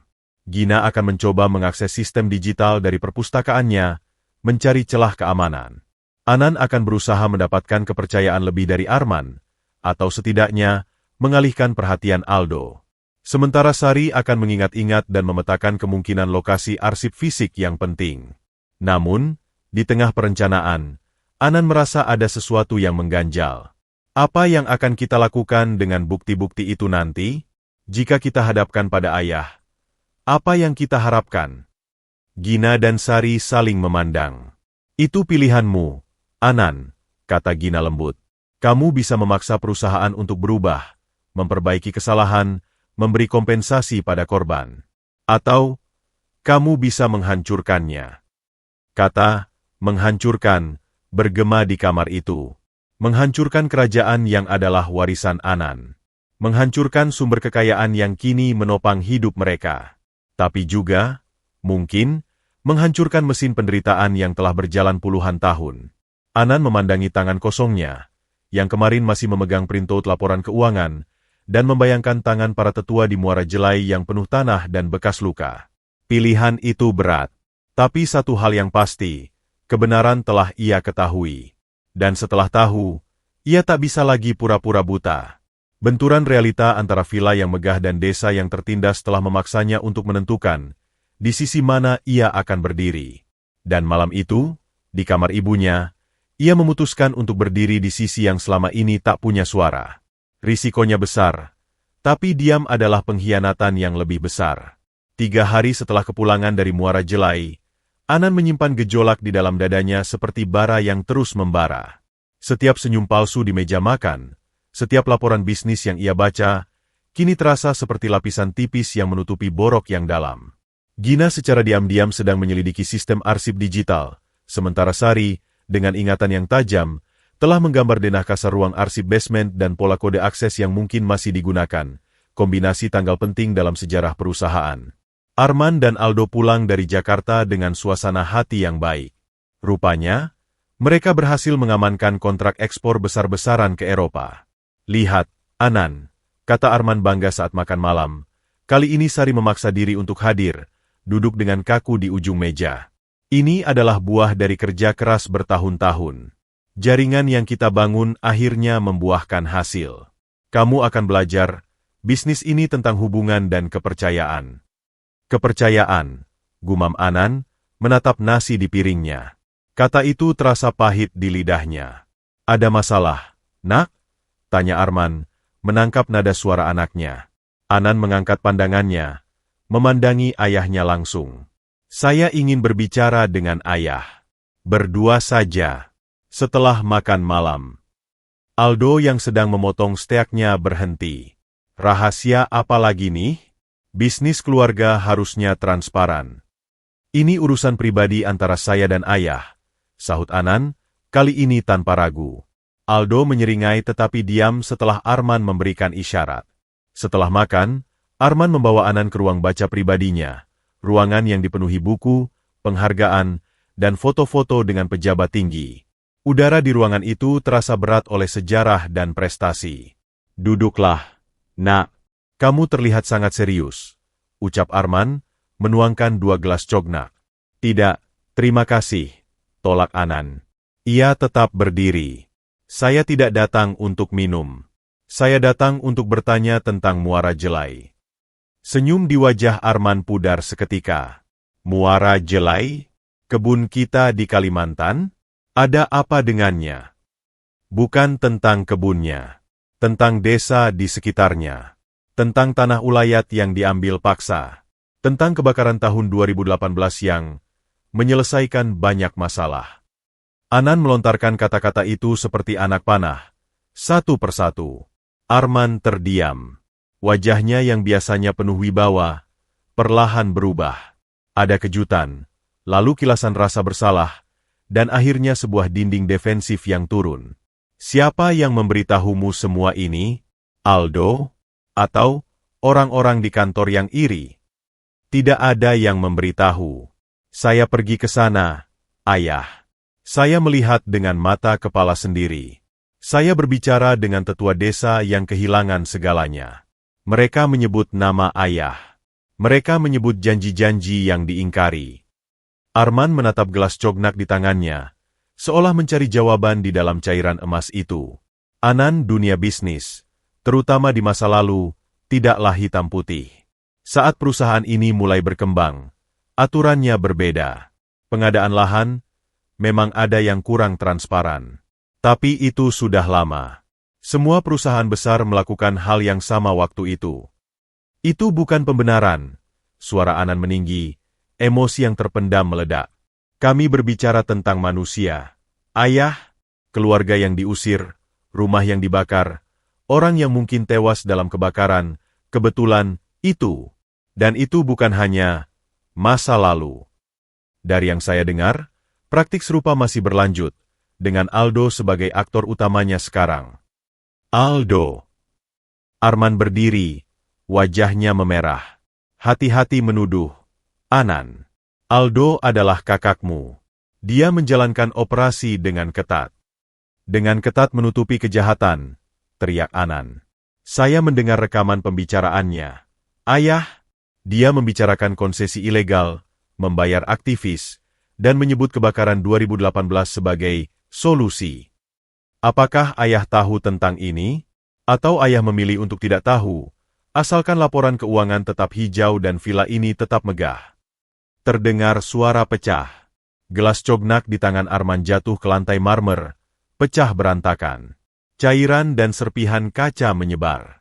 Pria itu tampak terguncang hebat, bukan oleh kemarahan, tetapi oleh serangan kebenaran yang tak terbantahkan. Diam, hardiknya, namun suaranya goyah. Kamu tidak mengerti tekanan yang aku hadapi. Warisan bisnis ini, ribuan karyawan yang bergantung padanya, tuntutan investor. Aku harus membuat pilihan-pilihan sulit. Pilihan antara moral dan uang, desis Anan, matanya berkaca-kaca oleh kekecewaan. Dan ayah memilih uang. Ibu memilih moral, dan dia dihancurkan karenanya. Keluarga ibu saya dihancurkan. Dan ayah hidup nyaman di sini, menganggap semua sudah berlalu. Arman menatap Anan, napasnya tersengal-sengal. Wajahnya tiba-tiba terlihat sangat tua dan rapuh. Aku selalu berusaha memperbaiki. Dalam beberapa tahun terakhir, aku menerapkan standar keberlanjutan, program CSR. CSR untuk membersihkan nama, sementara akar penyakitnya dibiarkan tumbuh. Aldo masih melakukan hal yang sama. Dan selama ayah tutup mata, ayah sama bersalahnya.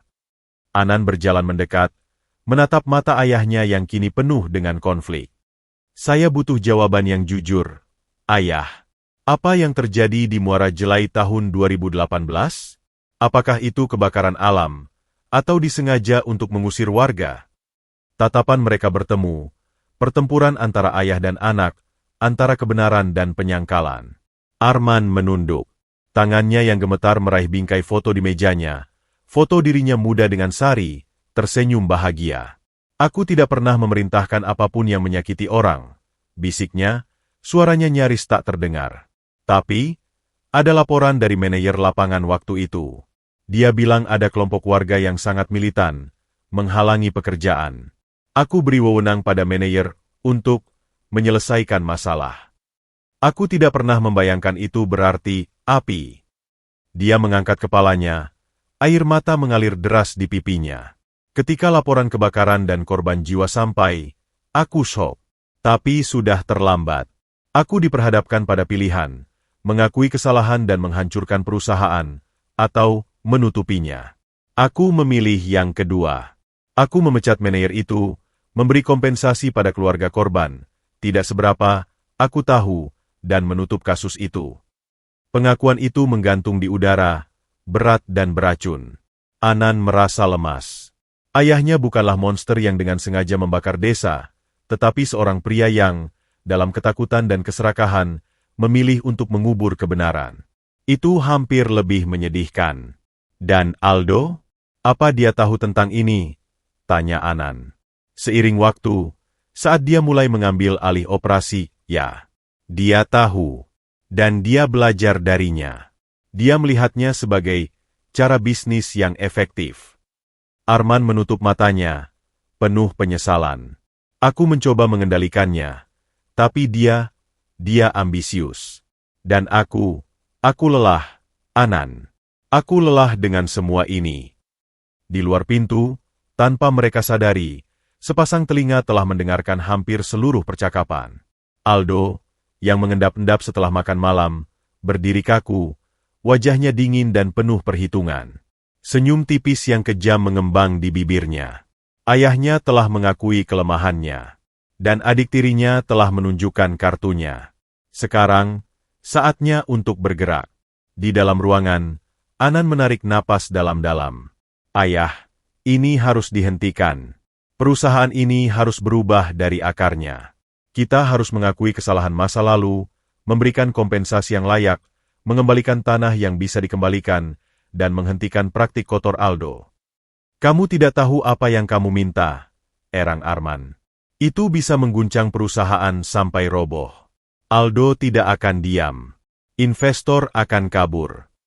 Lebih baik roboh dengan harga diri, daripada berdiri dengan fondasi kebohongan dan penderitaan, kata Anan dengan tegas. Saya akan mengumpulkan bukti. Semua bukti. Dan saya akan memberikannya pada ayah. Lalu ayah harus memilih, memperbaiki, atau saya akan membawa ini ke pihak yang berwajib dan media. Anak itu kini berdiri tegak, bukan lagi pemuda miskin yang bingung, tetapi seorang pria dengan misi. Arman memandanginya, dan dalam diri anaknya, ia melihat bayangan Sari muda, idealisme, keberanian, dan kejujuran yang dulu ia cintai dan akhirnya ia hianati. Berikan aku waktu, pinta Arman, suaranya lemah. Kami tidak punya waktu. Setiap hari, ketidakadilan terus terjadi. Anan berpaling untuk pergi. Di ambang pintu, ia menoleh. Saya melakukan ini bukan untuk menjatuhkan ayah. Saya melakukan ini karena saya percaya, di suatu tempat di dalam diri ayah, masih ada orang yang dicintai ibu dulu. Orang itu harus bangkit sekarang, sebelum semuanya benar-benar terlambat. Anan meninggalkan ruangan, meninggalkan Arman yang hancur di tengah puing-puing gelas cognak dan penyesalan seumur hidupnya. Konfrontasi itu telah terjadi. Garis batas telah digambar. Perang di dalam keluarga Wijaya kini memasuki babak baru, bukan lagi perseteruan diam-diam, tetapi konflik terbuka antara masa lalu yang kelam dan harapan untuk masa depan yang lebih baik. Dan Anan tahu, musuhnya tidak hanya akan diam menerima. Badai pasti akan datang. 6 bulan kemudian, langit di atas Muara Jelai terlihat lebih biru dari yang Anan ingat. Bukan karena polusi berkurang drastis, tetapi mungkin karena perspektifnya telah berubah. Di depannya, bukan lagi hamparan sawit monoton milik PT Sawit Arman Jaya, tetapi sebuah model agroforestry percobaan yang hijau dan beraneka ragam. Ada pohon karet yang ditanam kembali, tanaman buah-buahan lokal, dan di antara lorong-lorongnya, sayuran organik tumbuh subur. Beberapa petani, beberapa di antaranya adalah wajah-wajah yang dulu penuh keputusasaan, sedang sibuk memeriksa tanaman mereka. Senyum dan obrolan santai menggantikan kesunyian dan tatapan kosong. Di tengah area itu, berdiri sebuah bangunan sederhana namun fungsional, Pusat Belajar dan Kesehatan Masyarakat, Sari. Dari dalam, terdengar suara anak-anak belajar dan tertawa. Anan berdiri di depan pusat belajar itu, ditemani oleh Gina dan Bimo. Di sebelahnya, seorang pria tua dengan tongkat, tetua desa yang dulu bercerita padanya, tersenyum lebar, menggenggam tangannya erat. Terima kasih, nak. Terima kasih. Ucapnya berulang kali, matanya berkaca-kaca. Tanah ini akhirnya kembali bernyawa. Anak-anak kami bisa belajar, kami punya klinik, dan kami bisa menanam makanan kami sendiri lagi. Itu adalah janji yang harusnya dipenuhi sejak dulu. Pak, jawab Anan dengan rendah hati. Saya hanya mencoba memperbaiki kesalahan. Perjalanan menuju titik ini penuh dengan badai. Setelah konfrontasi dengan Arman, Aldo tidak tinggal diam. Dia mencoba segala cara untuk menggagalkan upaya Anan, menyebarkan fitnah, memanipulasi rapat direksi, bahkan mengancam Anan secara halus. Tapi kali ini, Anan tidak sendirian. Gina telah berhasil mengumpulkan bukti digital yang kuat. Sari, dengan keberanian yang baru ditemukan, bersedia menjadi saksi sejarah tentang tekanan yang dialaminya. Dan yang paling mengejutkan, Arman, setelah berhari-hari berjuang dengan nuraninya, akhirnya memilih untuk berdiri di pihak kebenaran. Dengan dukungan Arman, Anan membawa semua bukti ke sebuah pertemuan tertutup dengan Dewan Direksi dan Komisaris Independen yang baru dibentuk. Skandal itu mengguncang perusahaan, tetapi tidak merobohkannya. Aldo, yang terbukti terlibat dalam praktik ilegal dan penghasutan kekerasan, diberi pilihan, mundur dari semua posisinya, melepaskan sahamnya dengan harga wajar, dan menghadapi proses hukum internal, atau semuanya akan diserahkan kepada pihak berwajib. Dengan marah dan terhina, Aldo memilih untuk pergi, mengambil uangnya dan menghilang ke luar negeri bersama Maya yang ikut serta, mengejar kehidupan glamor di tempat lain. PT Sawit Arman Jaya mengalami restrukturisasi besar-besaran. Arman, yang kesehatannya menurun drastis akibat stres, mengundurkan diri dari posisi CEO namun tetap menjadi komisaris. Anan, dengan dukungan penuh Dewan, ditunjuk sebagai kepala divisi baru, Divisi Keberlanjutan dan Pemulihan Sosial Lingkungan. Tugas pertamanya adalah mengidentifikasi dan memperbaiki titik-titik konflik masa lalu, dimulai dari Muara Jelai. Mereka mengembalikan sebagian lahan yang terbukti diperoleh secara tidak sah kepada masyarakat adat, mengubahnya menjadi proyek agroforestry yang dikelola bersama. Perusahaan membiayai pusat belajar dan klinik kesehatan. Mereka juga secara resmi meminta maaf kepada para korban dan keluarga korban kebakaran 2018, disertai kompensasi yang layak dan transparan. Langkah-langkah ini menuai kritik dari beberapa investor yang berpikiran sempit, tetapi juga menarik perhatian investor baru yang beretika dan mendapatkan dukungan publik yang luas. Kembali ke villa, suasana juga telah berubah.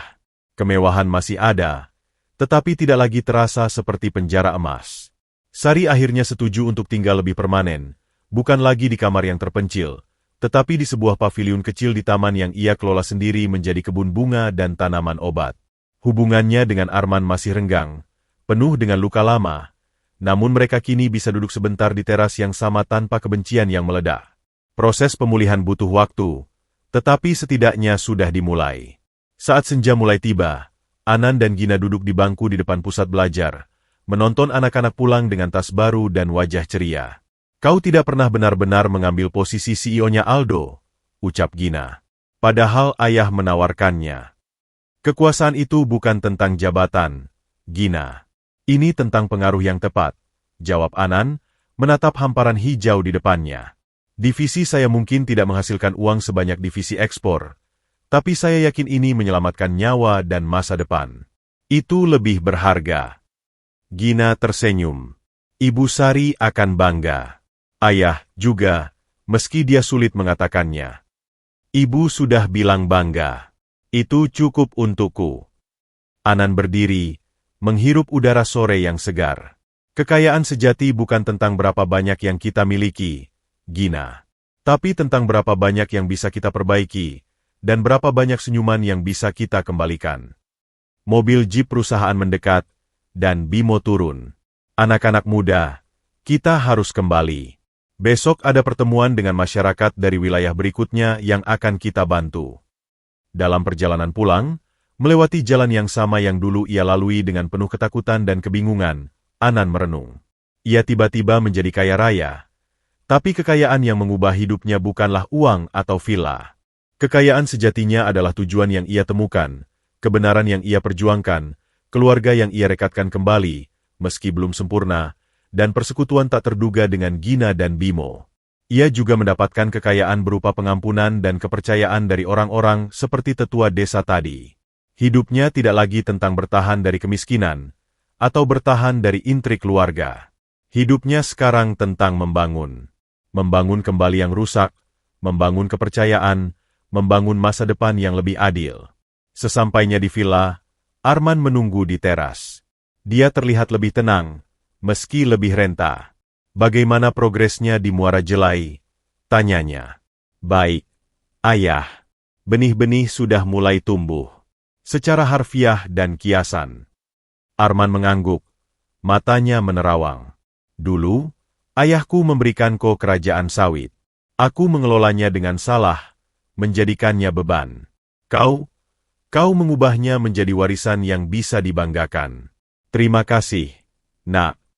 Itu adalah pengakuan tertinggi dari ayahnya. Anan tersenyum, meletakkan tangan di pundak Arman yang ringkih. Mereka berdiri di sana, memandangi matahari terbenam yang melukis langit dengan warna jingga dan ungu, mewarnai kebun sawit di kejauhan yang perlahan-lahan berubah wajah. Anan mungkin adalah pemuda miskin yang tiba-tiba menjadi kaya. Tapi dia memilih untuk menggunakan kekayaannya itu bukan untuk dirinya sendiri, melainkan untuk menebus kesalahan masa lalu dan menanam kebaikan untuk masa depan. Dan dalam proses itu, dia menemukan sesuatu yang jauh lebih berharga daripada semua kekayaan di dunia, kedamaian dalam dirinya sendiri, dan makna sejati dari sebuah warisan.